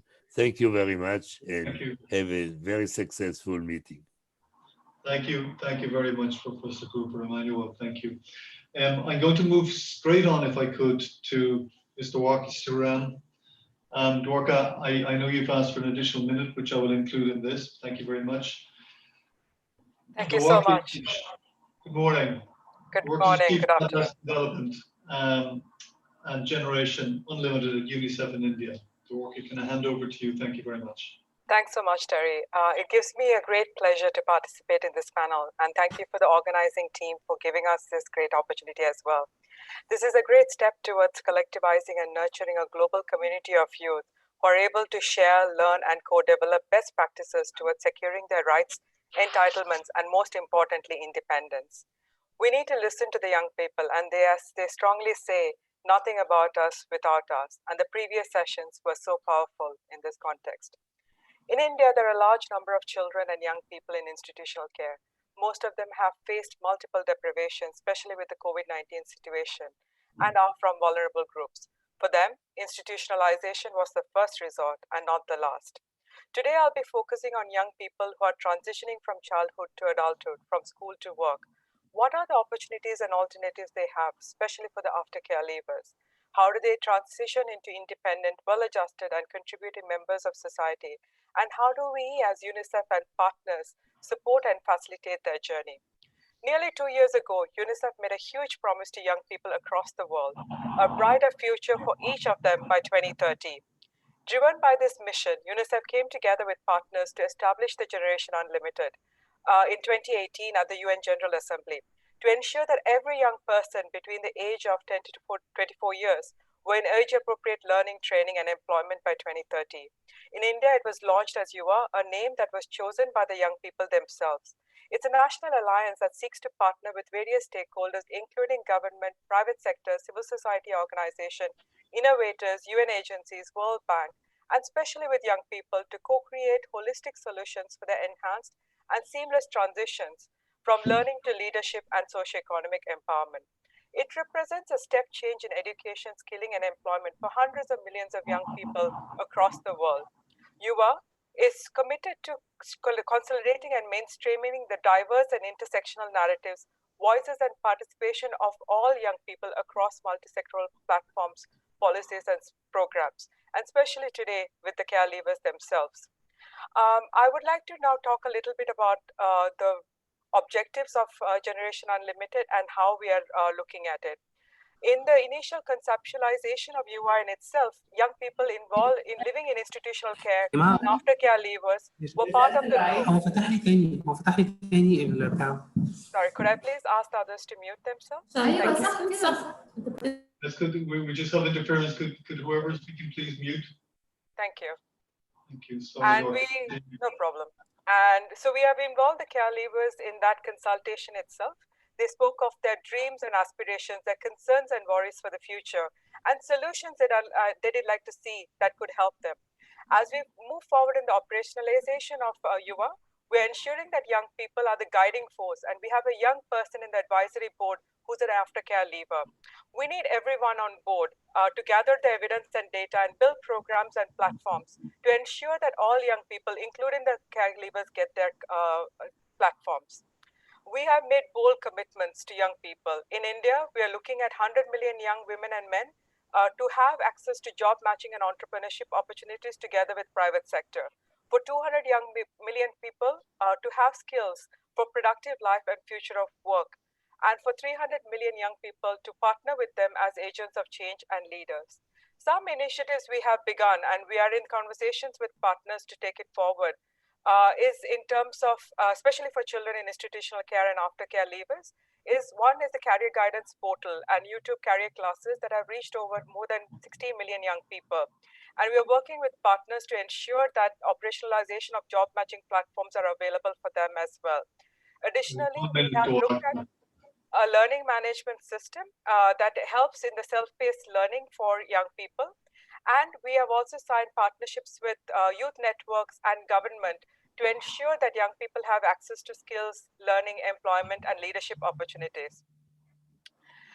It's in partnership with Yuva, but more importantly with young care leavers, that we'll be launching the National Care Leavers Network and Strategy in early December. In fact, we have only just concluded our national level meeting, and some of the young care leavers are here with us today and have contributed to the key demands and priorities that will be shared during this event. There's strength in unity, and care leavers networks are a step in the right direction. And as a collective, the group can consolidate, identify the constituency, and derive support from each other, share information, and advocate for a systematic lacuna to be fulfilled. A final message to the young people listening in. Yuva and Generation Unlimited belongs to you, just as the future of this world belongs to you. So help us think big, be bold to build and lead their own agendas and thrive. Your generation can be the one that changes the course of the world, that sparks innovation and socioeconomic growth and creating the future. The partners who have collaborated with us, ranging from government, private sector, civil society organizations, are standing with you to invest in your ideas and solutions to support. It's your time. Speak up and don't give up until you're heard. I would like to now play a small video that shows the sense and spirit of Yuva. Sorry, I'm ending it now, and I would like to request for this video to play now. Thank you so much. There are 333 million young people in India. That's 28% of the population. But 100% of the future. We are the largest number of young people in the world. Every month, 1 million young people turn 18 and start looking for employment. Too many of us, especially women, are not in education, employment, or training. We are creative and innovative. We want to make our own way, but we need your support. Investing in young people will unleash our potential and transform India. Our generation has the solutions. They are local and global. They're innovative and they work. We have the solutions and you have the power. The expertise. The resources. So let's co-create, refine, scale up. If we do this, we can surge ahead at an unmatchable pace. We need more quality education and flexible learning. We want employment opportunities. We want to be entrepreneurs with the skills to create our own future. From our parents, we don't want pressure. We live in a country where women have broken many ceilings. We want to break more. In the city and the village. We want skills that prepare us for the economy of the future. Our generation is 28% of the population. But 100% of the future. Our turn. Our time. Our future. Join us. Join us. Join us. We're unstoppable. Undivided. You are. Generation unlimited. In India. Thanks so much, Terry. That's all from my side. Thank you, Dwarka. To try and stay in time, I'm going to move on quickly to Mr. Douglas Roigan, the Program Management Officer, Specialist Youth and Children, Human Rights and Social Inclusion on Habitat. So Douglas, could I pass on to you, please? Thank you. Do we have Douglas?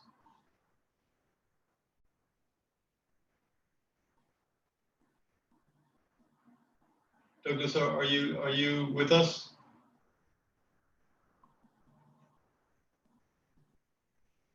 Unmute. Yep. Sorry about that. I am. Douglas, apologies. good morning. Hello. Okay. I will be quick. Hi, I'm from Doug Reagan. I'm from UN Habitat, and thank you so much. This has been quite an inspiring meeting. I was especially impressed with the young people who are leaving care, and this is basically what I want to talk about quickly. I want to just talk about a program and a principle that we follow in UN Habitat that I think is a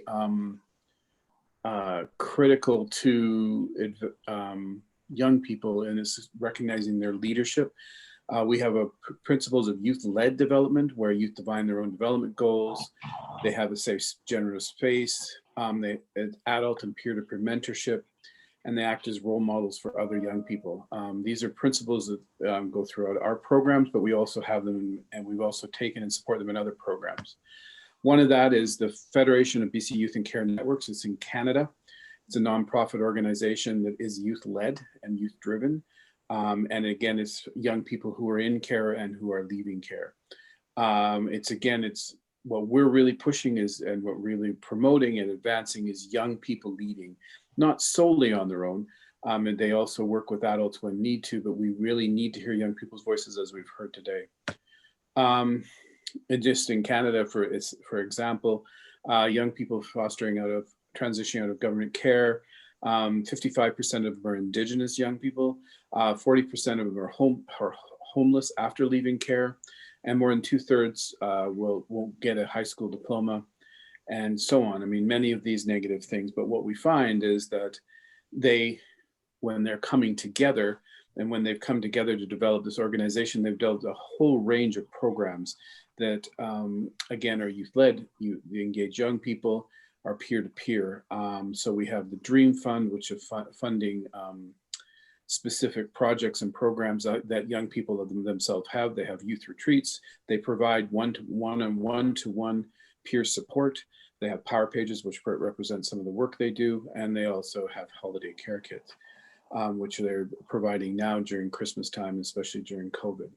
I recognize that we're very late, so I'll just leave it there. But what we as an agency over the last 20 years and in funding over 500 youth-led organizations around the world is that we find that we really need to put the locus of change in young people, and especially those young people who are leaving care, who may sometimes seem to feel abandoned and need the support. We need to begin to invest in them directly. We need to make sure that they have the support to be able to create their own future and the future of their communities. Thank you. Thank you very much, Douglas, and thank you for keeping it to time. Very interesting again. And then in the interest of time, can I finally hand over to Ms. Susana Puerto, Senior Youth Employment Specialist, Employment Policy Department, the International Labour Organization. Thank you, Susana. Thank you. Can you hear me? Yes, we can hear you. Thank you. Great. Thank you very much. And as Doug said, I was very impressed and delighted to hear about the work that many of your organizations have done and the voices of young people in this conference. Thank you so much for the invitation, and I appreciate particularly the invitation by SOS Children's Village, our partner, in bringing us into this discussion. My focus clearly will be on youth employment, and I would like to first, So I would like to first start by talking about our work on youth employment in the UN system is guided by a commitment that was set back in 2015 under the Global Initiative on Decent Jobs for Youth. This is a multi-stakeholder alliance of different types of organizations, including UNICEF and UN Habitat, SOS Children's Village, and other partners from governance, private sector, NGOs, youth and youth organizations, and academia. Many of these actors working strongly at country level, particularly in supporting the transitions and the opportunity of young people in acquiring skills as well as opportunities in the labor market. So with this in mind, I just want to leave you with the message of our motto is very much to scale up action and impact on youth employment through effective, innovative, and evidence-based interventions. And we invite you to visit our work, our knowledge facility that contains a lot of information about what works in youth employment. And having said that, I would quickly like to jump into COVID-19 and youth employment and the situation of care leavers. As has been said before, and as we heard from young people, COVID-19 has pushed young people into very difficult situations, and particularly as regards as labor market outcomes. We identified three intervention channels or means by which young people have been affected: disruptions in education and training, increased difficulties for young job seekers to transition into decent jobs, and last but not least, the loss of jobs and income among young workers. Naturally, when we speak about vulnerable groups of young people, when we speak about young people in rural areas, young people with disabilities, or even young people that are in the process of leaving care or have left care, these vulnerabilities intensify with the pandemic. So many of these young people have faced increased difficulties in transitioning to the labor market. Before COVID, we had about 267 million young people not in education, employment, or training, and we can expect that number will increase rapidly as we update labor force surveys and we come up with the new estimates, which will come up in January of next year. So let me just focus very much on some of the solutions that we are proposing through Decent Jobs for Youth. So first, let me focus on supporting enterprises, jobs, and incomes of young people. Solutions such as youth guarantees that can propose different pathways for young people leaving care and young people in disadvantaged situations are important, because these are opportunities or interventions that can bring young people back into education or offer quality apprenticeships or subsidized employment. So making sure. Just 1 minute. Thanks, Terry. Yes, thanks, Terry. So making sure that these opportunities for young people are promoted and provided is very important. Let me highlight that particularly for the role of care leavers, public employment services play a crucial role. And as you and other organizations review statutory policies and laws to support care leavers, it is important to make sure that we think about young people in the continuum, and we link these solutions, specific solutions for care leavers, to institutions that are in the labor markets, in the world of work. So public employment services that provide coaching, that provide support in the transition into employment will be critical to support young care leavers.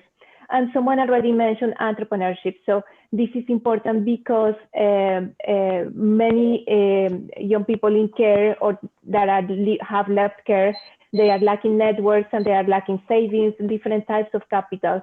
So interventions to support and policies to support young people, providing an enabling environment for them to succeed in business is important. There are a whole set of policies that you can see in this slide. So let me just focus on a second set of policies to protect young workers. And particularly, you have mentioned before the importance of psychosocial support measures. One of the impacts of COVID-19 on young people is the deterioration of their psychosocial outcomes. And investing in support measures in sports and other type of activities is very crucial to address these situations among young people in general, but also among young workers. The promotion of youth rights goes to the core of ILO's work, and I want to invite you to also open a space into understanding what are the labor rights of young people, because as some of the young people that are in the panel that have left care are aware about your human rights. Labor rights are at the core of those human rights, and understanding what are those rights, promoting and advocating for those rights will be critical to make sure that the transition into decent work is not only a dream, but it becomes a reality for all. With that, I just want to say thank you, Terry, for the moderation and for rushing us through the session. And thank you very much, everyone, for listening. I look forward to the following discussions. Thank you, Susanna. Thank you all. I am sorry that I felt like I was rushing you, but time was tight and all. I think some fantastic ideas, some fantastic initiatives. It's very inspiring to see the work that's going on internationally for care leavers across the board. And I think a lot more work to do. I hope a lot more investment from governments, particularly, to support this work. But thank you all again for your inspiring words. And with that, can I pass back to the Emcees? Thank you all.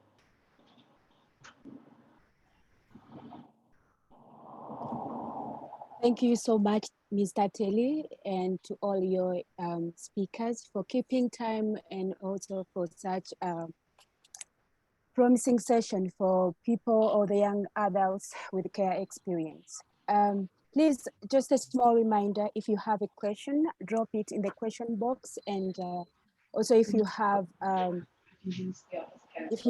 a comment or a suggestion, just also drop it in a comment chat box.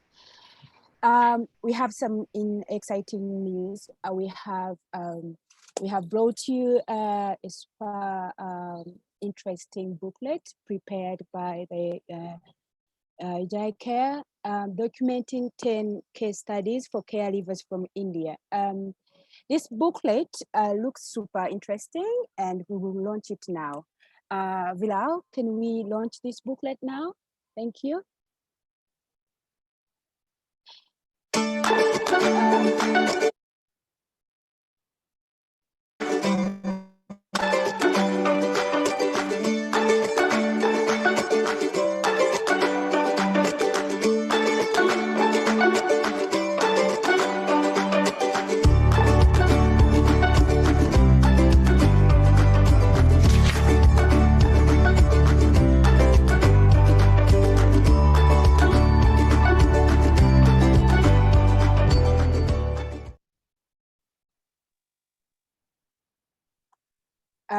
Thank you. The booklet can also be viewed in on the resource center of the INVET platform. Please just check it out there. And also a link has been dropped in your chat box. Yes, we are super happy to have no other than Professor Mike Stein with us to release the booklet and also talk about why he chose to share this forward in this booklet and explain to us his framework of working with young people living here. Professor Stein needs no introduction. He is from the Department of Social Policy and Social Work at the University of York, a founder member of International Research Network on transition to adulthood from care. He has written several books and research papers on living care, and is one of the biggest advocates on living care.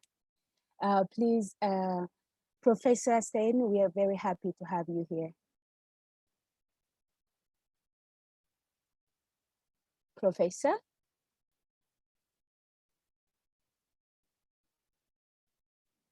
Do we have a Hello? Professor? Yes. Can you hear me now? Professor. Yes, we can hear you now. My picture camera doesn't seem to be working.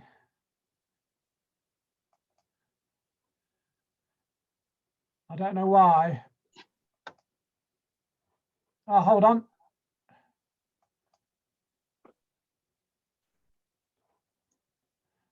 Okay. Can you see me now? No. Not yet, Professor.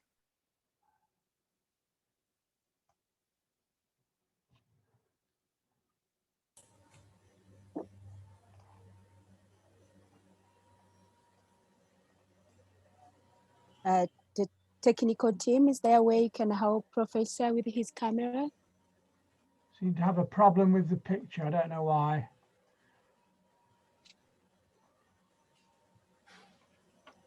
Sorry to interrupt mine. I think he just needs to hit on this button next to the mic, which says start video.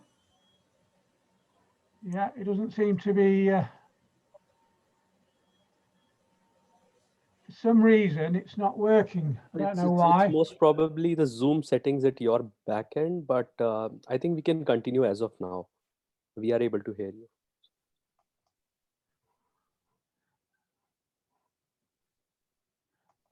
No, shall I just speak? Yes, Professor. Let's continue. I don't know why the video, I don't know why the camera isn't working. Hold on, start my video. No.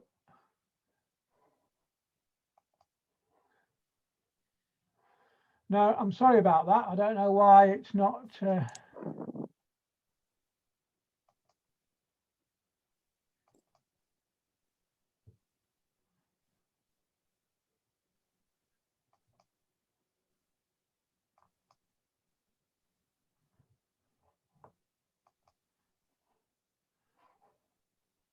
No.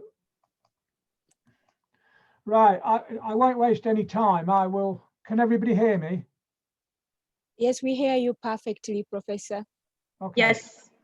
Okay, I'll speak. Sorry about that, and then see if I can fix it before we do the other session.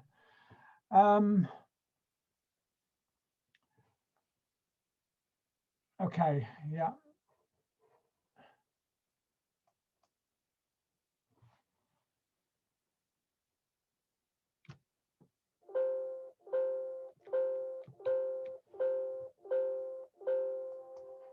No.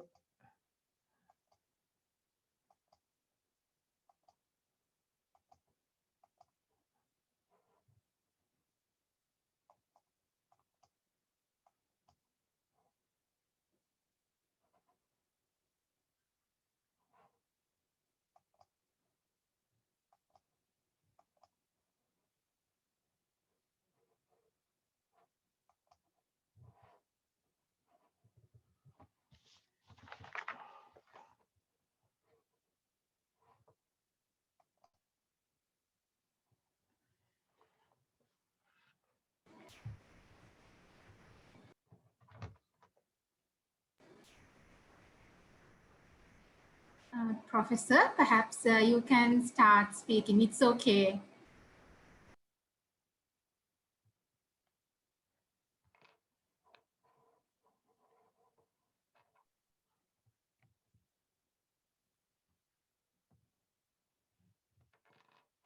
Professor, are you there?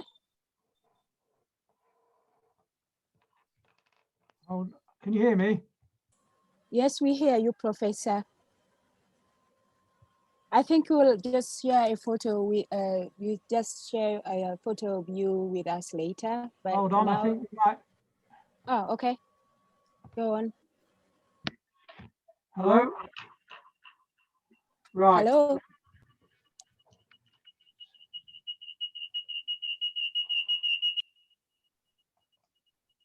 Sorry about the intervention again. I request with my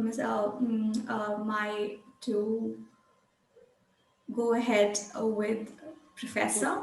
And if anybody wants to see Professor, they can go on the platform and he has his picture there, and there is an introduction about him. So if anybody is interested, they can go on the convention platform and have a look.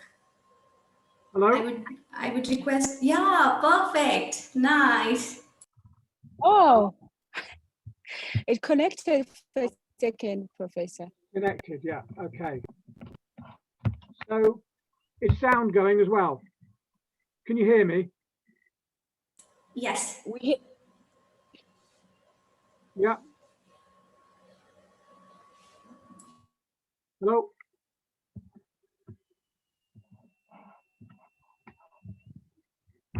Professor, we hear you and we see you, so please continue. Okay, well, thank you very much for inviting me just to introduce the case studies. I'll only be quick. I'll talk for about 5 minutes. I think this is an important booklet, and it describes 3 different groups of young people. Those who successfully moved on from care, often making similar progress to young people in the general population. A second group of young people who is a much larger group, who we call survivors. Young people who make progress, but often it takes longer given their more difficult circumstances. And a third group of young people who were referred to traditionally as strugglers. They often go backwards on leaving care when they've moved out and have a cluster of poor life chances. It's probably important to say that these are not set groups. Young people move between these groups over time, or when their circumstances, experiences, or particularly the support they receive changes. What we do know from international research is that young people who do well from care have a number of experiences that are very important to their lives. First of all, they've experienced stable placements, providing good quality care and attachments, which promote their well-being, mental health, their emerging adulthood, and very importantly, their sense of agency, so they can participate to the maximum in their lives. Secondly, they've experienced they made educational progress. There's a lot of research that shows that lays the foundations for post-16 education, training, and finding satisfying employment. Also, doing well at school is associated with them having new opportunities, friends, leisure activities, and if you like, it helps them make a normative leap from a care identity to a common identity. So all those advantages from school go beyond education. Education itself is very important. They've also had all-round preparation in practical self-care, emotional and interpersonal skills. And that's very important because, again, it maximizes their agency they're able to exercise on leaving care and how they're able to participate. And there are many organizations now globally that show the success of young people participating in their lives. And indeed, this conference is an example of that. They've also experienced, to do well, global. They've also experienced gradual transitions from care, often leaving care later, which reflects more normative experiences, same as the young people in the general population. So helping young people to leave gradually and to reflect the transitions of other young people is very important. Leaving early, just 14, 15 or 16, which many young people do, unfortunately, that's very much at odds with normative, cultural and neurobiological development, is what we know about brain development these days. They also do well if they've had both formal and informal services, positive family friendship networks on their pathways to adulthood. And the formal services often include assistance with accommodation, financial assistance, help with education, careers, and health and well-being. Services are very important, particularly for specific groups of young people: young parents from care, disabled young people with mental health problems, Black and minority young people, refugees, lesbian, bisexual, gay, transgendered, questioning young people. It's shown from the research evidence that these focus services are very important, arising out of a strong framework of services. So those 7 or 8 factors all contribute to young people doing well. And if you look at that as a resilience continuum, we see that the different groups fall somewhere on that continuum. They fall, most young people who've had most of those experiences fall into the moving on group successfully. Those that have had mixed experiences fall into the middle group of survivors. And those young people who've had multiple risk factors, who've had great instability in care, missed out on school, not had good preparation, left care very early, and had very poor support, they're likely to fall into the final group, the strugglers group. And that is shown very clearly in the booklet that Youth in Care has produced today. So I hope that booklet will be widely read and shared and discussed. I'll just return to my final point because it's an optimistic one. Those groups aren't set groups. They change over time. So if young people do have good quality relationships with mentors, carers after they leave care, they can do very well. Okay, thank you very much.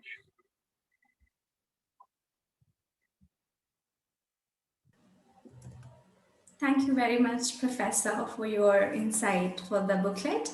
And I have a quick announcement to make. We are running 15 minutes late. So I request Professor to please stay with us because we have another session with you.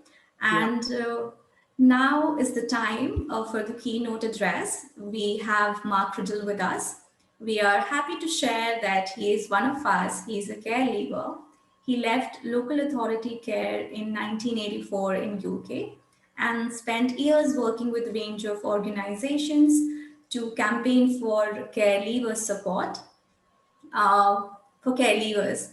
And also before training as a social worker in 2017, he received an MBE in the Queen's New Year Honours List for his outstanding contribution to children in care and care leavers.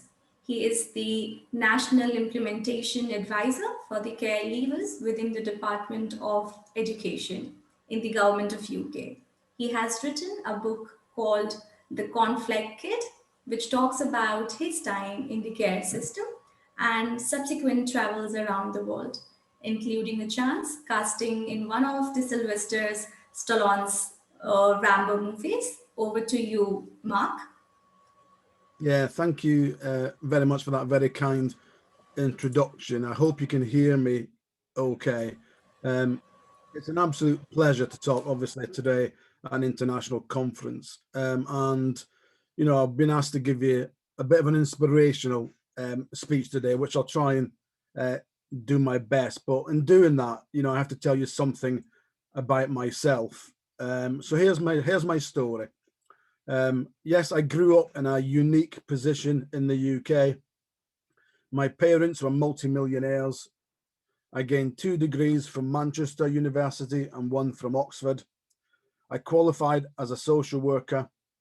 Okay, yes, I have been an actor. I was in Rambo 3 with Sylvester Stallone. I am married and I've got 2 kids and a lovely granddaughter. I got the first outstanding for care leavers in the country, which is, you know, done by our regulators a couple of years ago. I have written a book. I am the author of a book, The Conflict Kid, and it's available on Amazon if people would like to buy it. And I did get an MBE from the Queen in the Queen's Honours List, and now I'm the National Advisor in government. And all of that is absolutely true. But there is another side to my story. Yes, I did grow up in local authority care. after watching the slow death of my mother at the hands of my father, which was tough as a child to watch. I lived with family, but it didn't work, and I was passed around as nobody really wanted me. I entered care and stayed there till I was 16. Didn't want to go into foster care, which is sort of a route for care for our young people today. But I didn't want another family because I already had one that was a little bit crazy anyway. And I decided to live in kids' homes. So I lived in kids' homes, big 15-unit bedded homes, with a real mixture of kids of all different ages. But in those days, and it shows some way of where we've moved, but we've still got a long way to go. In the early days, and I've known Mike. Mike was on the previous session. I've known Mike for a number of years, and Mike will remember the 7 or 8 things that I'll talk about now, certainly in the UK care system, is that in my time in care, there were closed reviews, so decisions were made about you outside of you being having a voice. We got bus tokens instead of real money to get on buses. We had an order book for clothes, which meant that you went to specific shops to buy clothes, and you couldn't really buy anything that was fashionable. There were different colored dinner tickets. If you went to school and you got free dinners, your ticket, because you're a care leaver or a young person in care, it was a different color. You left care at 16, and in those days, there was very little leaving care services. There was no specialist support with housing or with benefits in those days. And something that we've coined in the UK, and we call it corporate parents, is that we think the government and local authorities and agencies who bring children into care are really your corporate parents. So we should be your mum and dad. And you were moved around with stuff in black bags. And nowadays I put rubbish into black bags, and children in care and care leavers' clothes should go into decent bags and not bin bags. And there was no independence program. And the thing in the last kids' home that I lived in, I had a difficult time and did some damage in the home. This was environmental stuff that I got involved in, and which was more likely to mean that I was going to be moved on from another placement. And the officer in charge at the time noticed that I'd packed all my stuff into black bags. I walked into the office and he asked me, he said, what's in the black bags? And I said, well, obviously I've done something wrong, so it's my time to move on from this home, which was not really nice, thinking that you're gonna have to move on again and again. And he said, no, you're not moving. He says, because this is your home.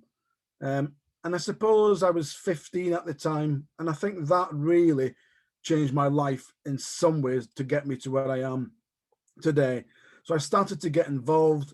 I used my voice, and I got involved in community organizations, got involved with the local authority, and we began to push for the system to improve.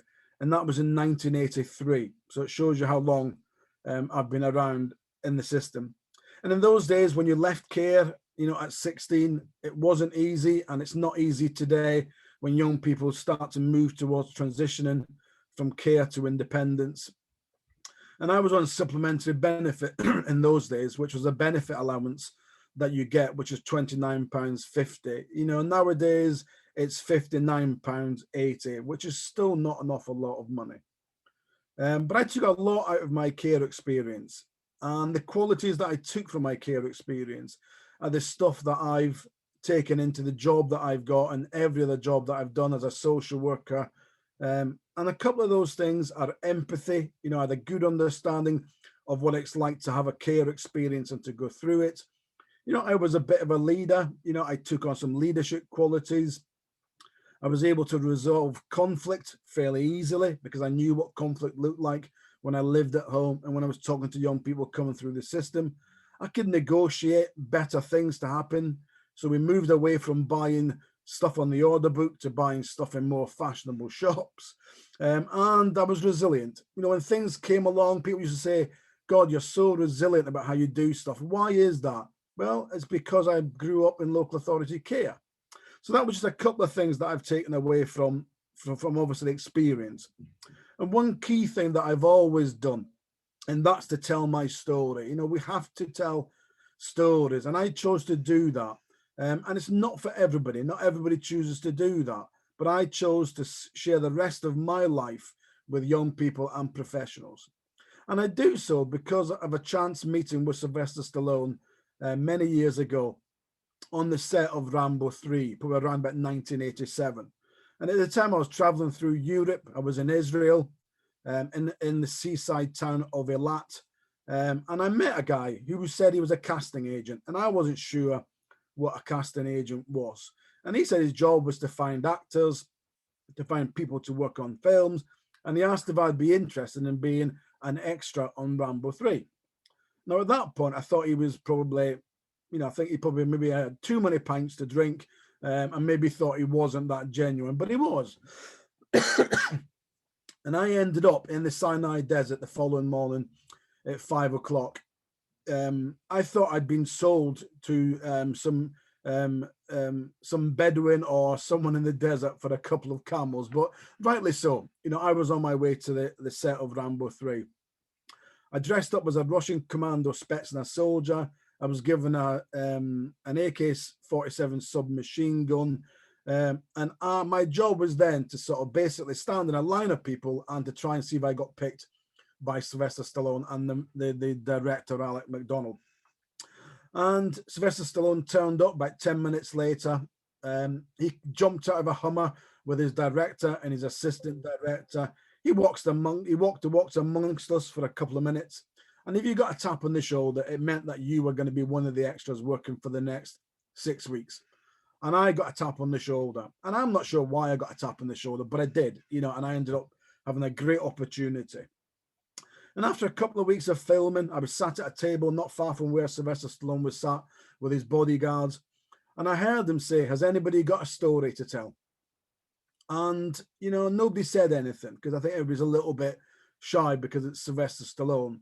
And I, being the care leaver, thought, I've got a story to tell. So I stood up and said, I've got a story to tell. So, I talked a little bit of my story, and he interrupted me and said, "Let me tell you my story." And Sylvester Stallone told me his story of growing up in foster care. He was on the cusp of going to prison when he lived in America. But he was a boxer, and he was a good boxer, but he always wanted to be a professional boxer, but knew that he would never be the best in the world. So he wrote a story about being the best in the world. And the story became Rocky, the very first Rocky film that came out in the early 70s.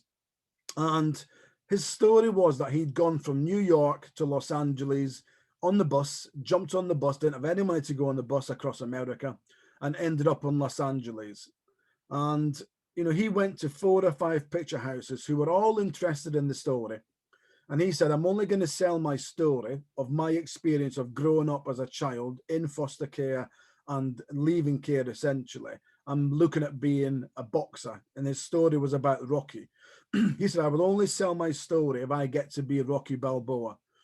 And 4 picture houses turned him down and said, "Nope, you can't be the person in the story. We will buy the story off you, but you cannot be the main character." And at that point, he said, "I'm not telling you the rest of the story because some of it has got my own personal experiences in it, but some of it is about Rocky. I'm not telling the story."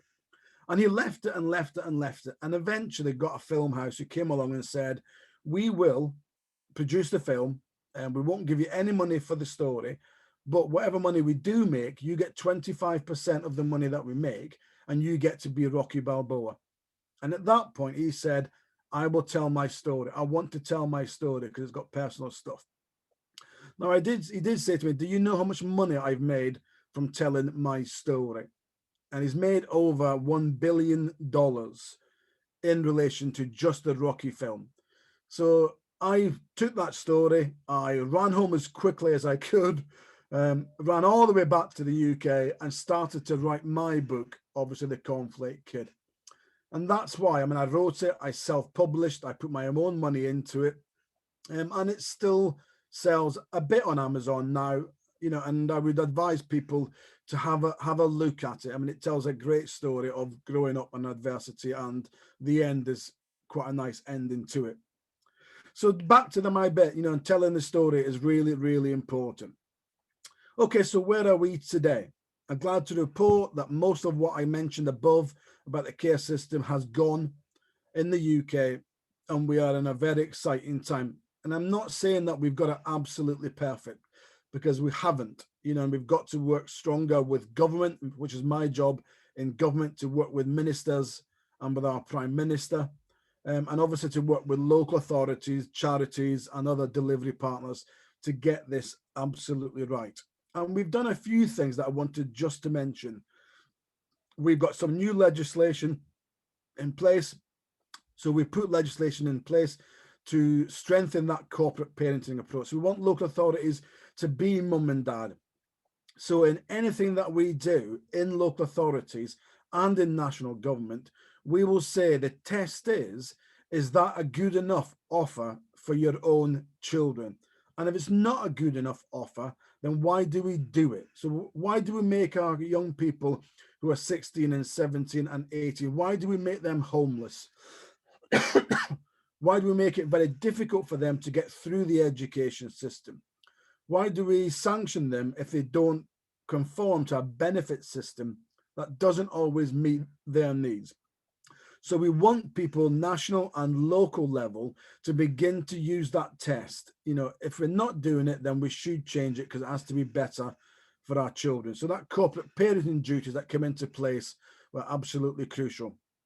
There's a requirement on the state, and again, I heard in a couple of sessions earlier on that co-production, that involving care leavers, making sure that we've got care leavers, children care and care leavers at the very center of any policy or decisions that are being made by them. Because I'm care experienced and I'm in government decisions about talking to young people, about how we offer young people better services.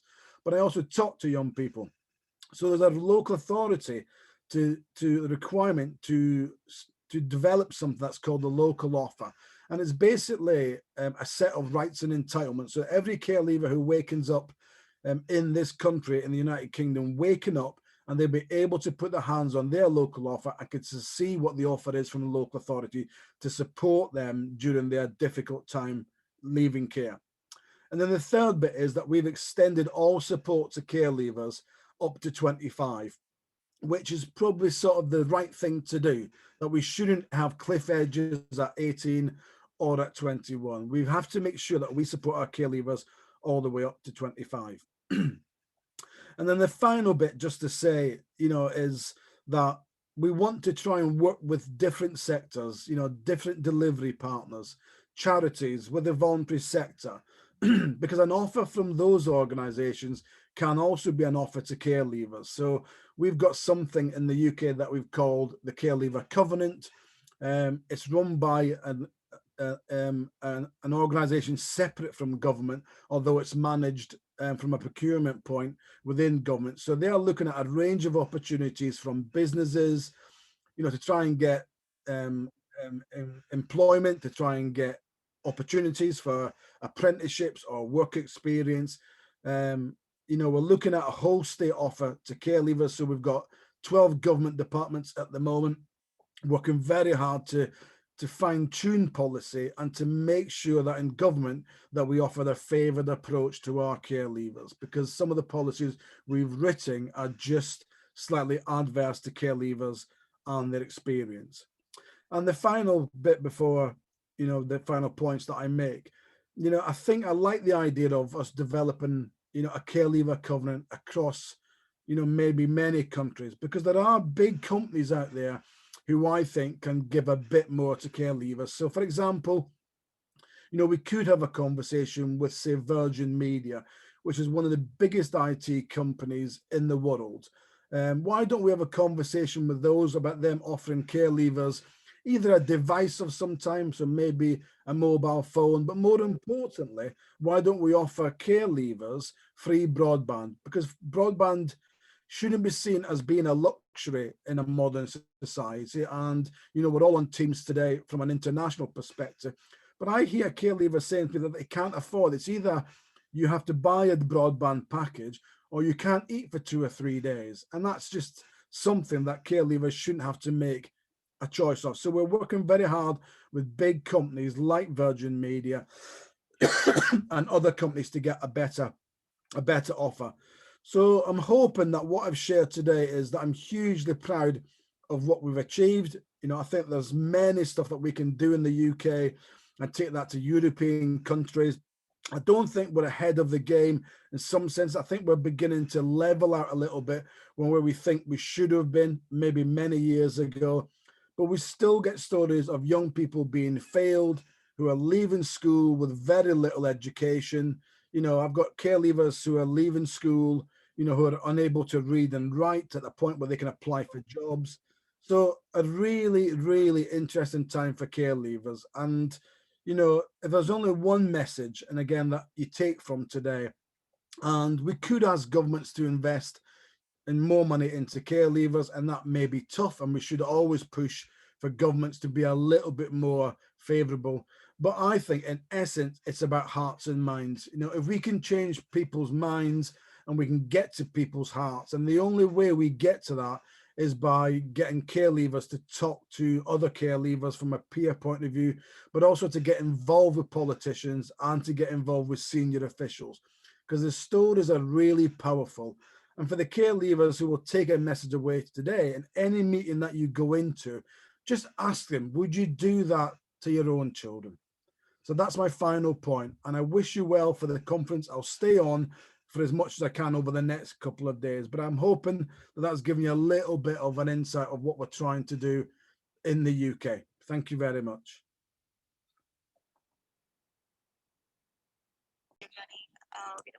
Late, or we're running 15 minutes late. Thank you so much, Mark, for motivating us and leading us. Please, if you have a comment or any remarks, just drop them in the chat box. And if you have any questions for Mark, just drop them in the question box.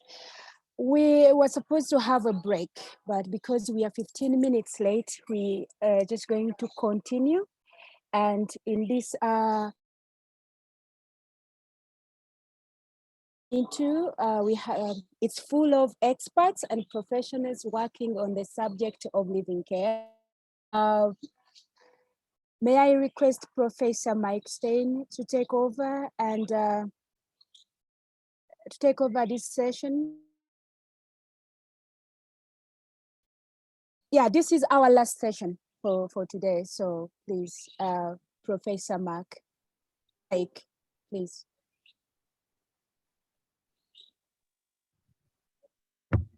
Professor? Can you hear me?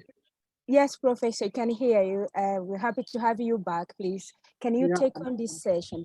Sorry, the technology is not working properly this end, but anyway, so this session is, we're going to explore from 6 different contributors, the policy and legal frameworks from different countries.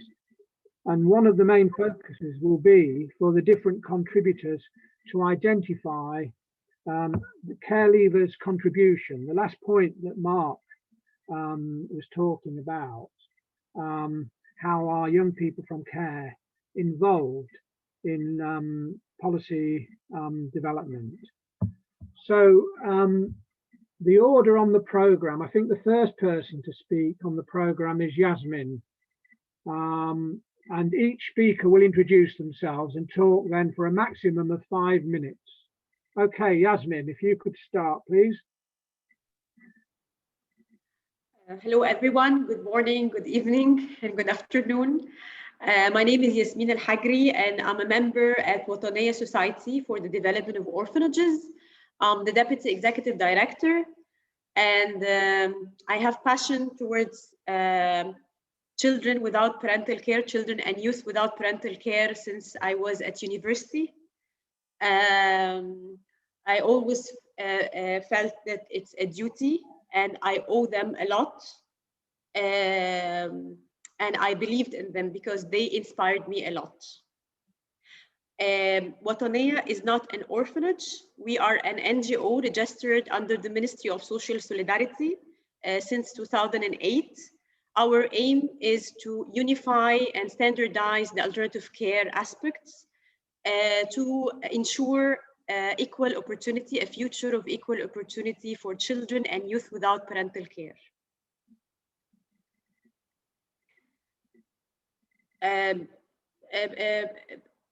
Dr. Mike, I just want to make sure, do you want me to talk about the legislation framework, or you just want me to introduce myself at this point?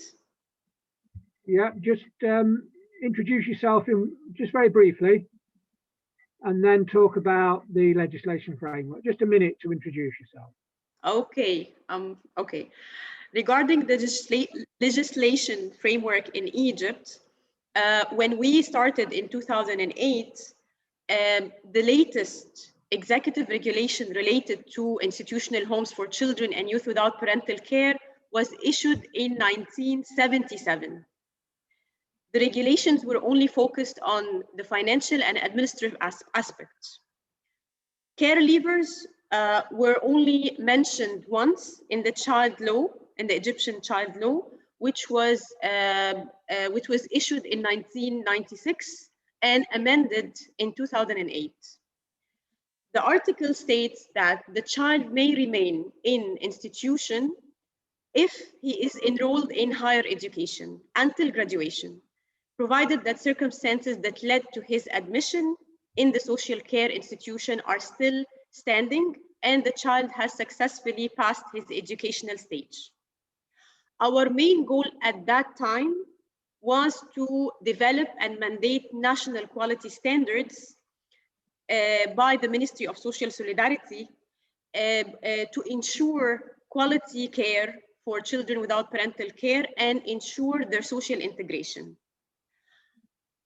We were conscious at that time that these standards wouldn't be developed without the participation and the involvement of the care leavers and the youth in care. We had a challenge at that time, which is how to gain their trust. We used to hear them telling us, we've met people like you before, we've heard this before, we know that nothing would happen or would change. So we made it a point to be very transparent about how the process is going to work and how lengthy it could be, to avoid any frustration and any expectations. In 2011, we started a youth development program that aims at raising the youth self-esteem and help them to express themselves. A youth forum was developed from the program as a safe space for youth to express themselves and support each other and give back to the community. Through focus groups and through a roundtable discussion, we managed to incorporate their insights in the standards.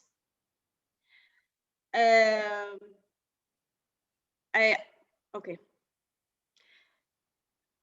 The Ministry of Social Solidarity invited a group of the youth to express their recommendation and insight and to listen to them before mandating the quality standards in 2014, which was a great success and a turning point in Egypt in the alternative care sector.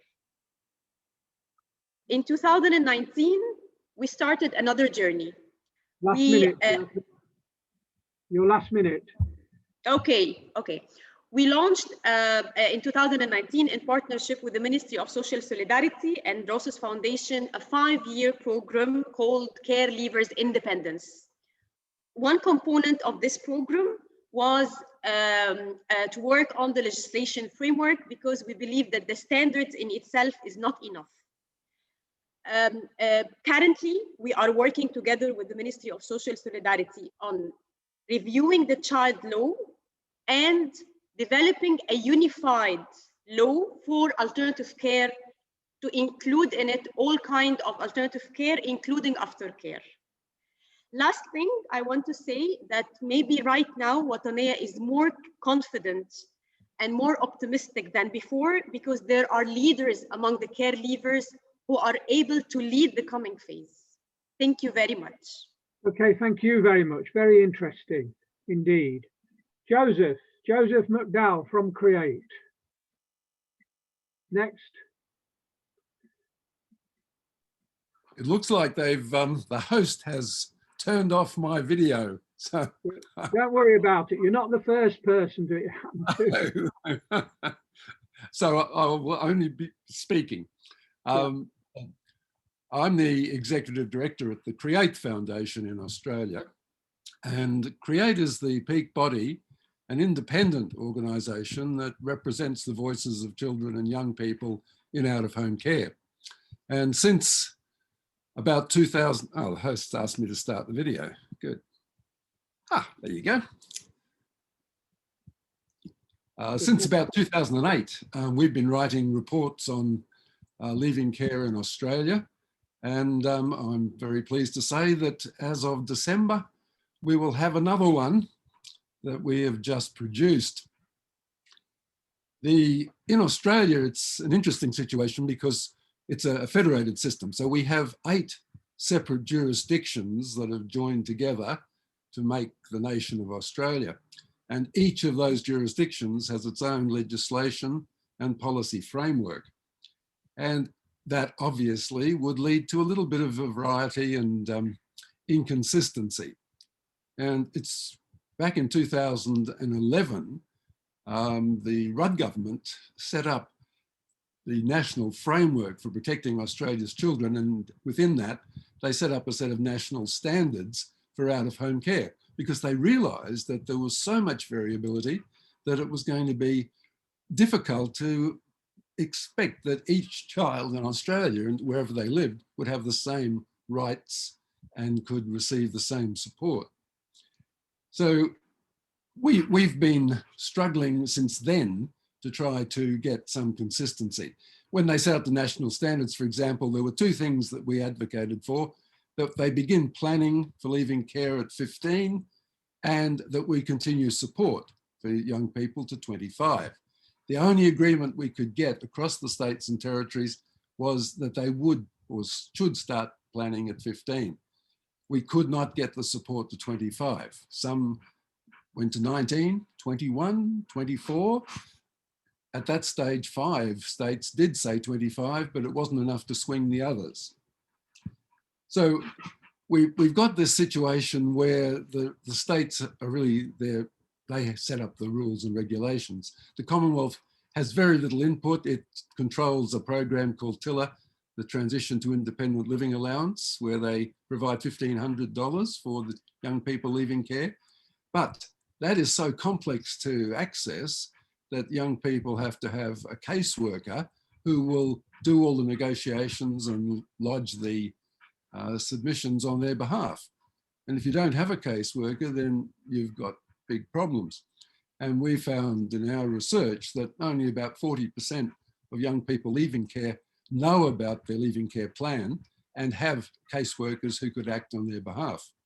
So when the government did a review recently and found that there was an underspend on TILA of about, well, they'd allocate 3.5 million and only 1.8 was being used, and they wondered why. Obviously, if we made the system a little simpler, more would be accessed. There are a few things that we're trying at the moment to get through in legislation. 1 minute now. Good, Mike. The interesting thing is that a lot of these are happening in the UK and overseas. Extending care to 21, having a personal advisor type mentor associated with the young person to help them on their pathway to independence. To have a database that keeps a bit of a record of where they are, what their needs are, what services they're accessing, so that we can plan better in the future and maybe share some information. So all of this isn't happening. We're trying to have it promoted in Australia, but it's very difficult.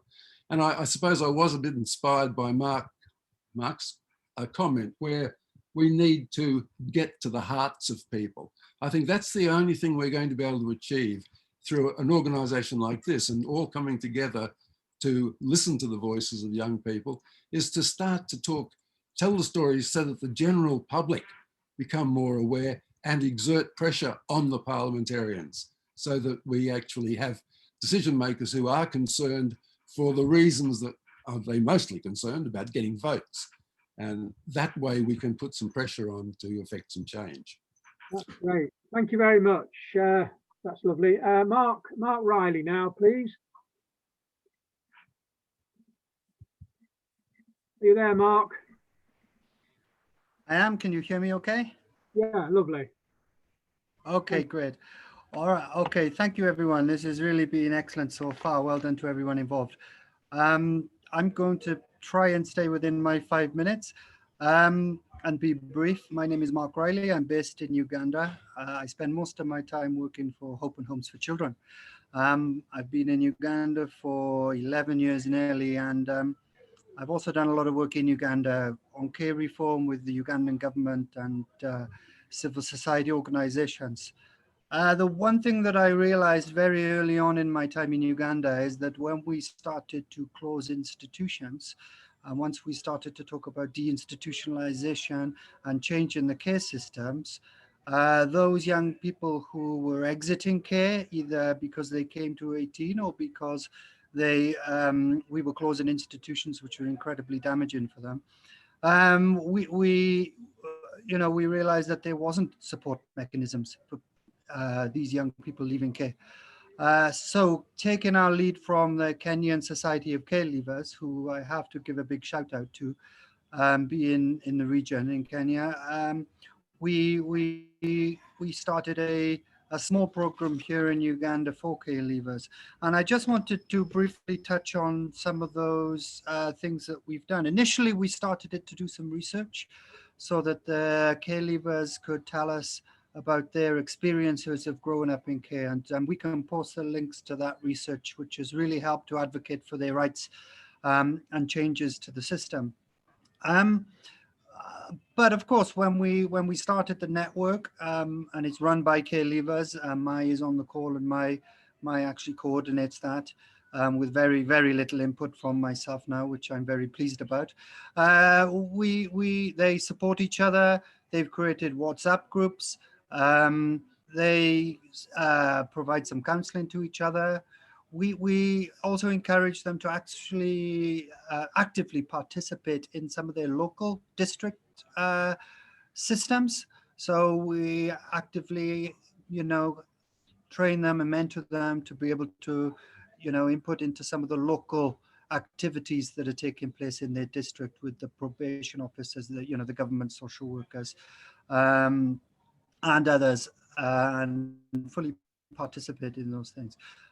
One of the things which I think, a lot of the care leavers are is that a lot of the policy and legal frameworks are already developed in countries like Uganda. And let's just say that they would develop with little or no input, child participation. And actually, care leavers is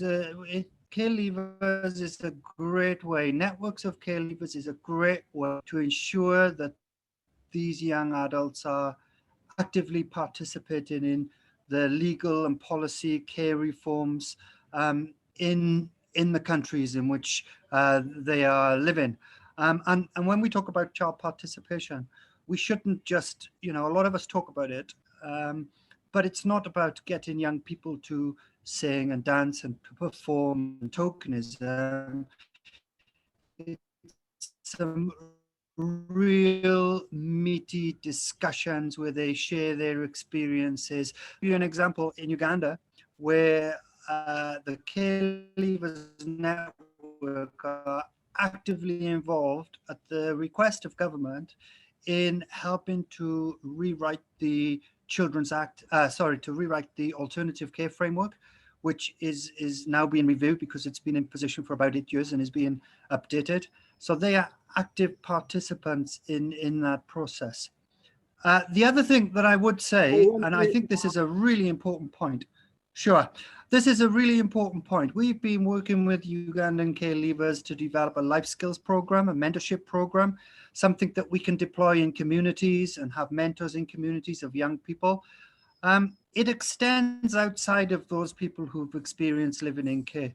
The kind of topics that we are addressing and supporting young people with in terms of life skills, they're applicable to a lot of other young people who haven't had care experience.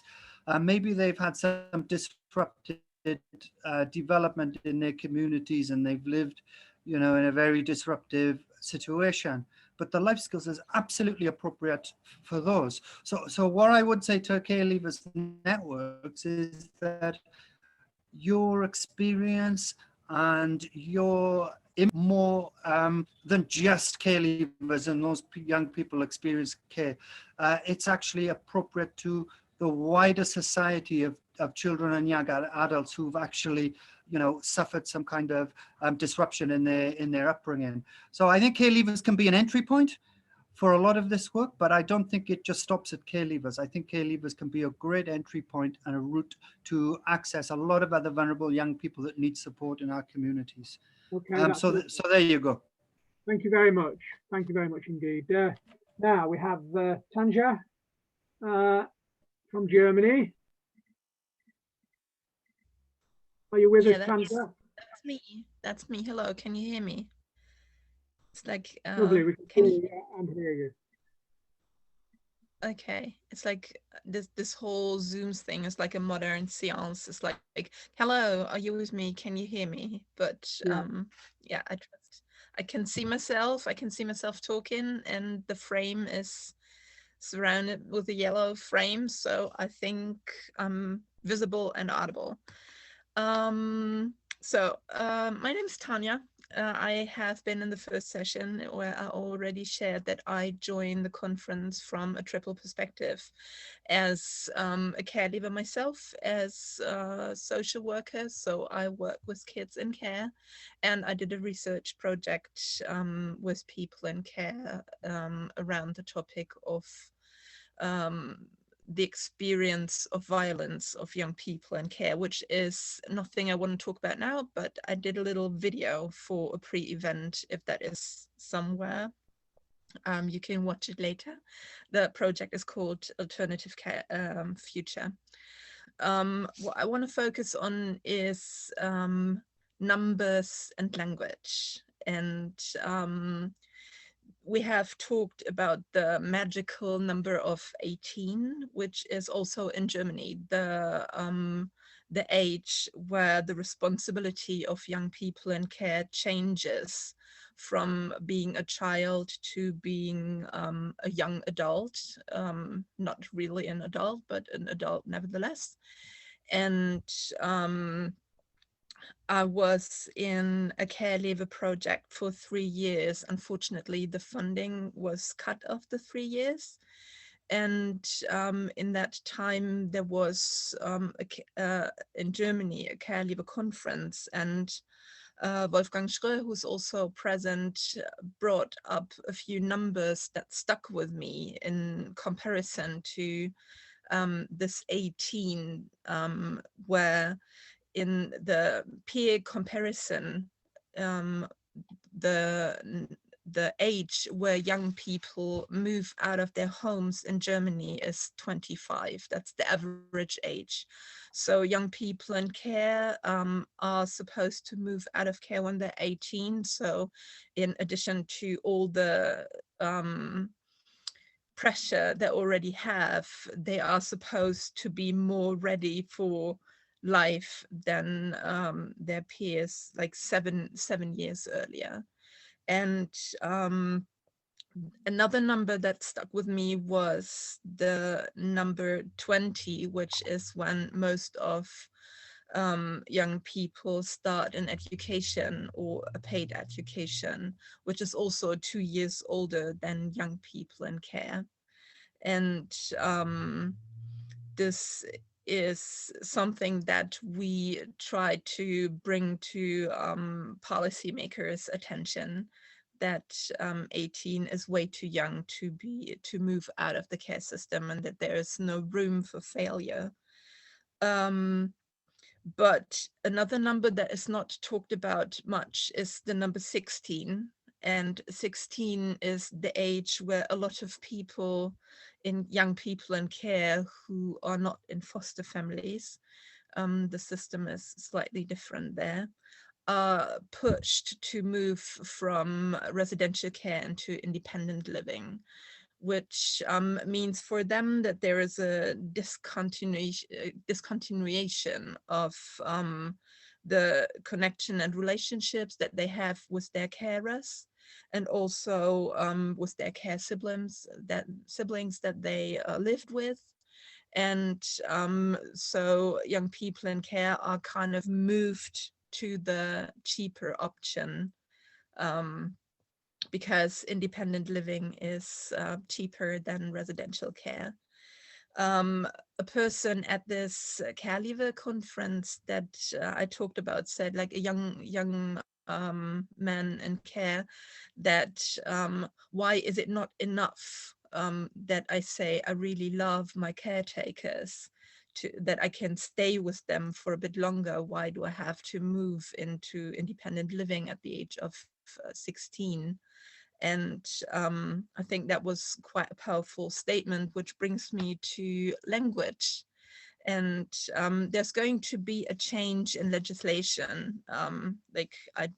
It's like very Germany specific, but the language has a focus on services rather than care. And I think that is really important also, how we talk about the care that young people receive. And I think that focusing on a service makes young people feel like they're more part of a project that is managed than care receivers. Oh, another number I want to talk about is... Please. Oh, damn. I'm going to wrap it up. 75 is another number I want to talk about. That is young people in care. If they make money at all, they have to give away 75% of their income. They're not allowed to have savings. And if they have savings, like bigger savings, they have to pay their care themselves, which leaves them with nothing at the age of 18, which is pretty unfair. And you can apply for less than the 75%, but yeah, it's an information that has not really trickled down into social services, and we as care leavers should have more platform to spread this information. And I want to close with a quote of Emcees, a care leaver that I admire and who's also an author and poet, who said in his speech, "A child of the state," like he sees care leavers as children of the state, that the care system should be so good that people come banging at our doors to have their children put into care. And I think that is a goal for policymakers. Thank you very much. Thank you very much. Very nicely done. Thank you very much. So now we have Mr. Rida Ali, please. Are you there? Hi, Mr. Mark. Yeah, good. Hello, everyone. Okay, we start with my name. My name is Rida Ali, and I work as a youth development and communication specialist at Wataniya Society. First of all, I'm glad to be here with you today as a care leaver, because 6 years ago, I couldn't even tell my friends at school that I was in an orphanage. But finally, I realized that I have nothing to hide or ashamed of at all. So, and the society needs to accept me as I am. Now, since we talk about legislation that support care leavers,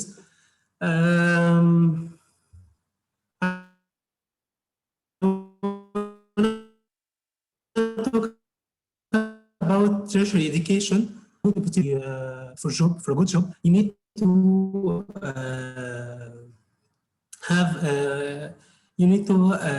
must have a good degree from university. So I make sure that I finish my degree.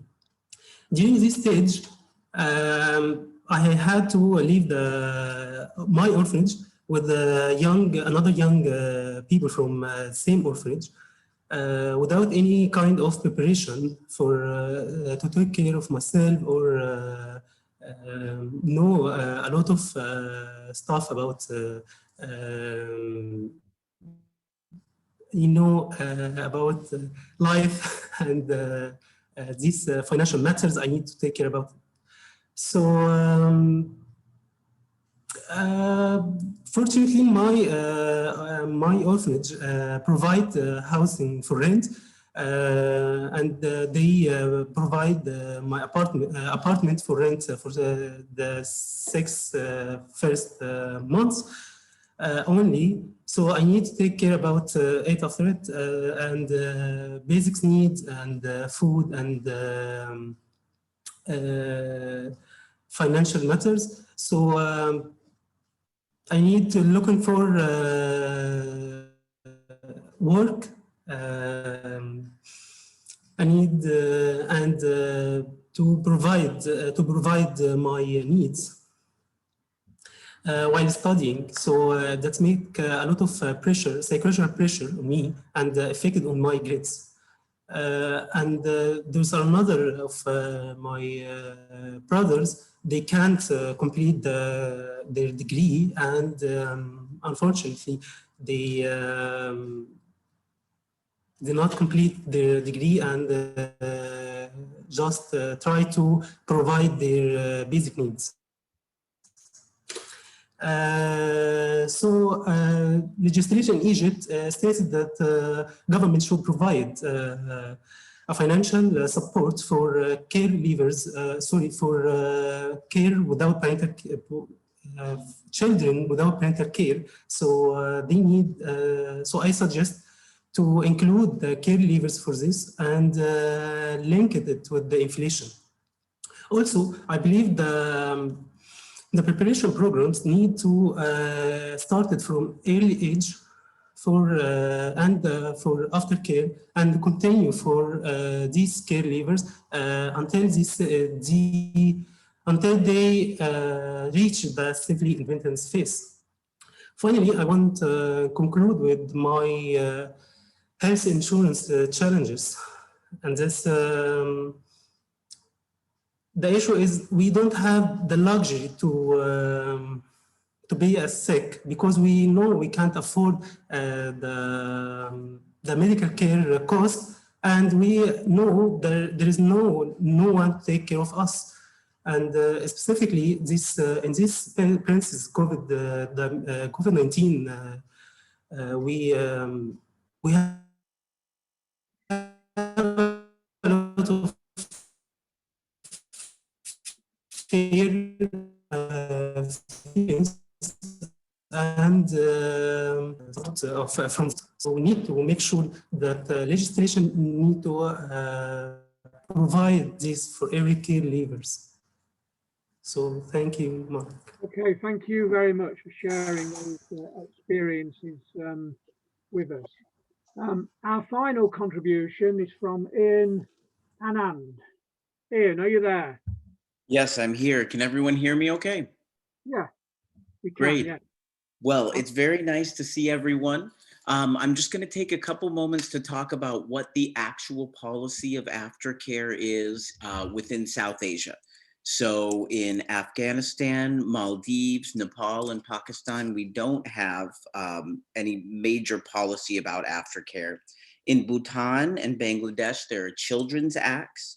And in Sri Lanka, we've got drafts. But unfortunately, what really sits heavily on my heart is that we don't have policies for care leavers, for aftercare, for aging out, whatever you want to call it, throughout South Asia en masse.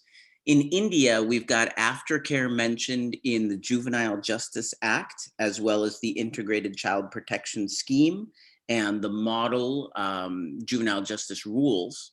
But when it comes to actual guidelines surrounding aftercare itself, there's a draft that's been sitting with the government since 2018, but hasn't yet been published.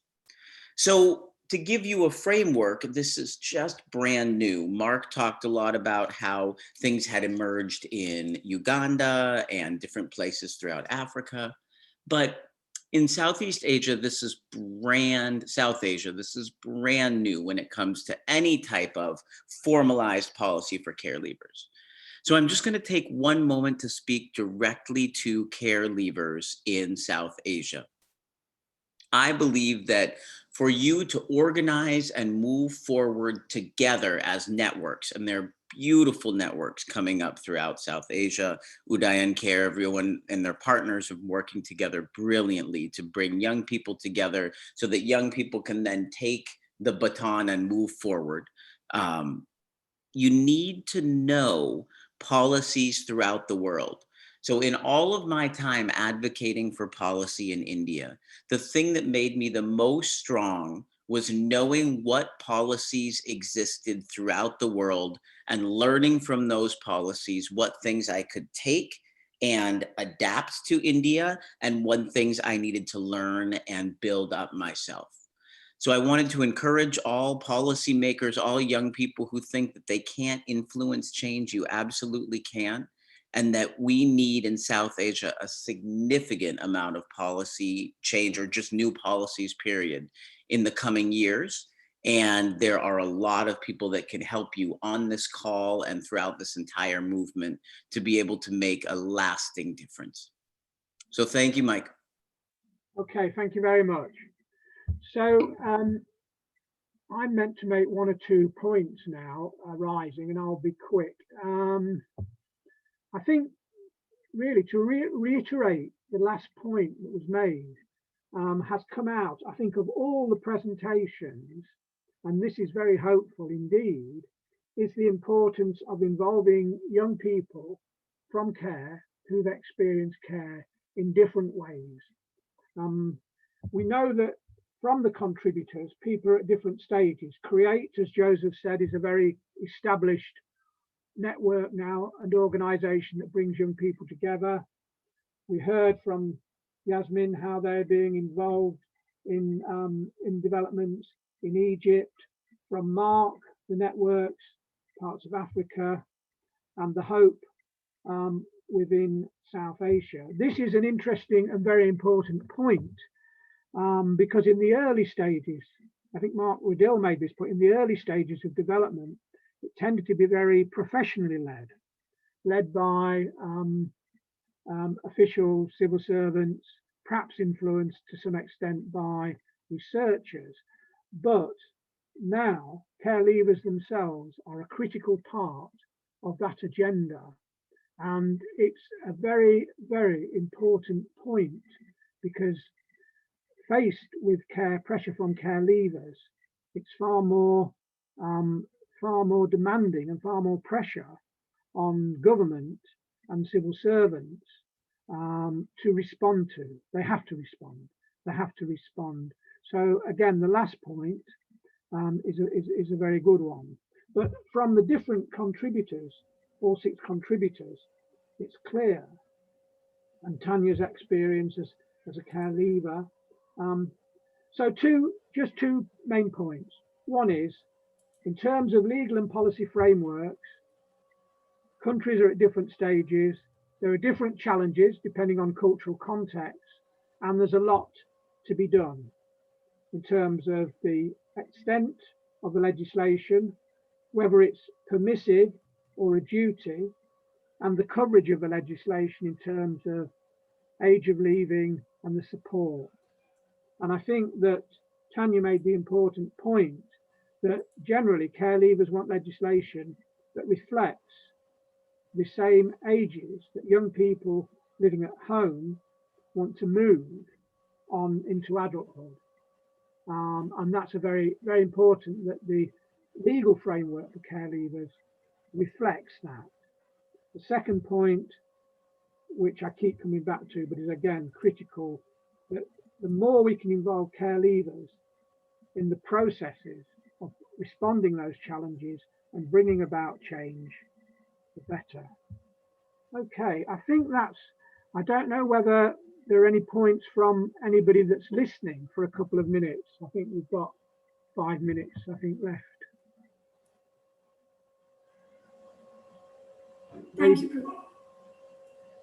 Thank you, Professor, and all the wonderful speakers on the panel. So it's been a day, full of wisdom and so many good ideas being shared. and good to know that so much is happening globally. And over the past few hours, we found that I will just probably highlight some points here. So we can see that COVID-19 magnifying glass for the situation of care leavers. COVID-19 is putting even more on the challenges of care leavers that is already exist, and risk become bigger during the pandemic, which is COVID-19.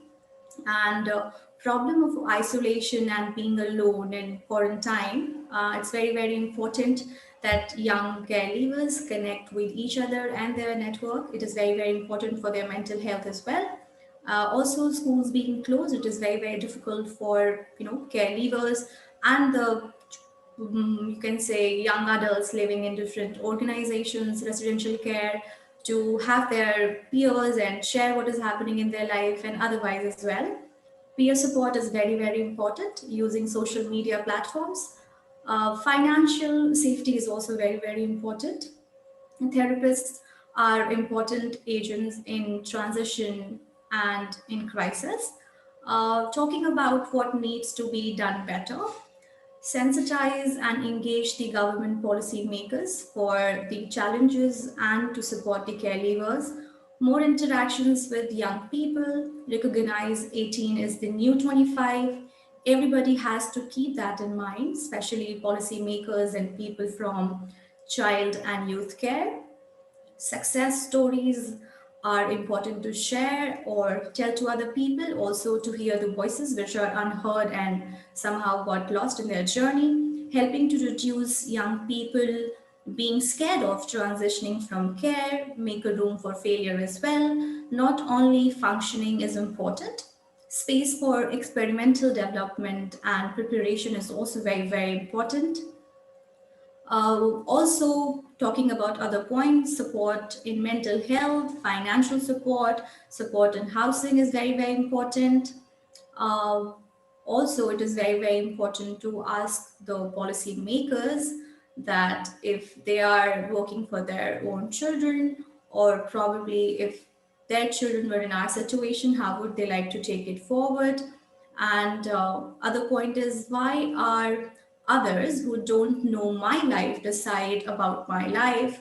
Access to discuss with policy makers, emphasize aspects care leavers could be proud of.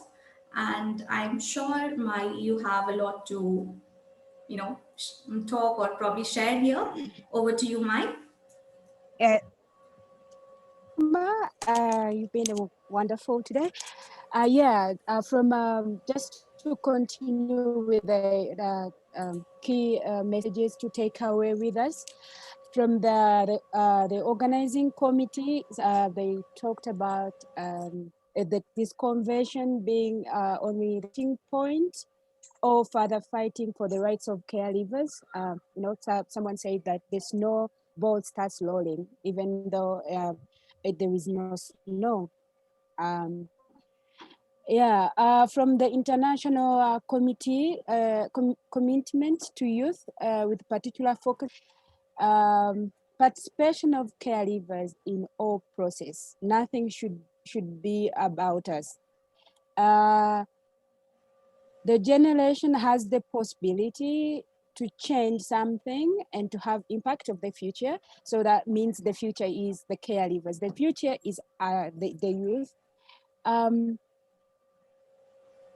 COVID-19 pushes young people in regarding education, work,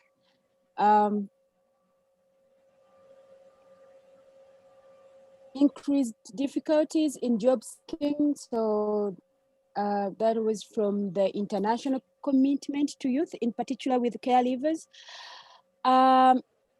Keynote expert Mr. Mark Riddle, development of caregivers network across the country borders, offering broadband for caregivers, push governments to be more supportive. Caregivers should be involved in political decisions, ask policymakers or other people who would do what they would do with their own children. do for, or what you would do for your own children when they grow up. Yeah, when they grow up, would it be good enough? And then you can continue support the caregivers, or the support caregivers get is good enough. From the panel policy and legal framework on caregiving, the keynotes from them is like, it's importance of caregivers networks. Participation of caregivers doesn't mean only to participate them, like being part of the survey or just say something, but really to listen to their voices. Young people in general live longer with their parents' houses, for example.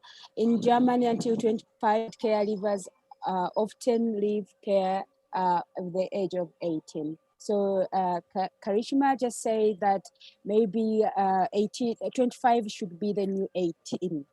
There is a lot to be done, involve young people in making policies. There's a lot to be done, involve young people in making policies. It's most important.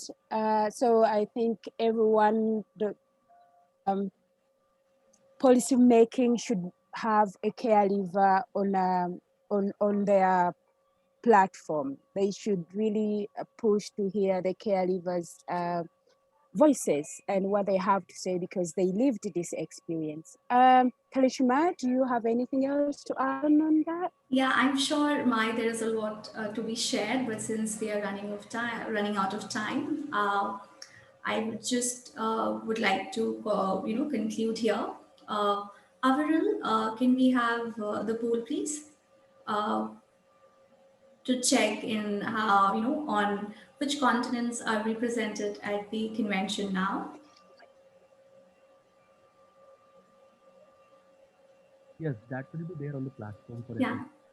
thank you, Avril. So thank you to all the presenters and the moderators for making today a great start to the convention. We hope to see you all tomorrow.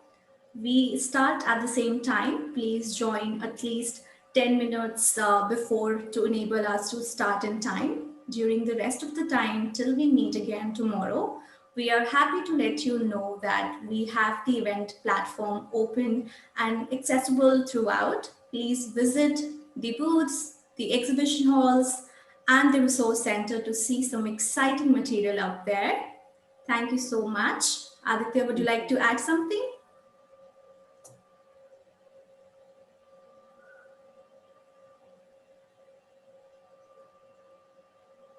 Thank you very much to everybody. Yeah, thank you. Thank you, everyone. Thank you very much, everyone. Thank you. Thank you so much. Thank you so much for everyone.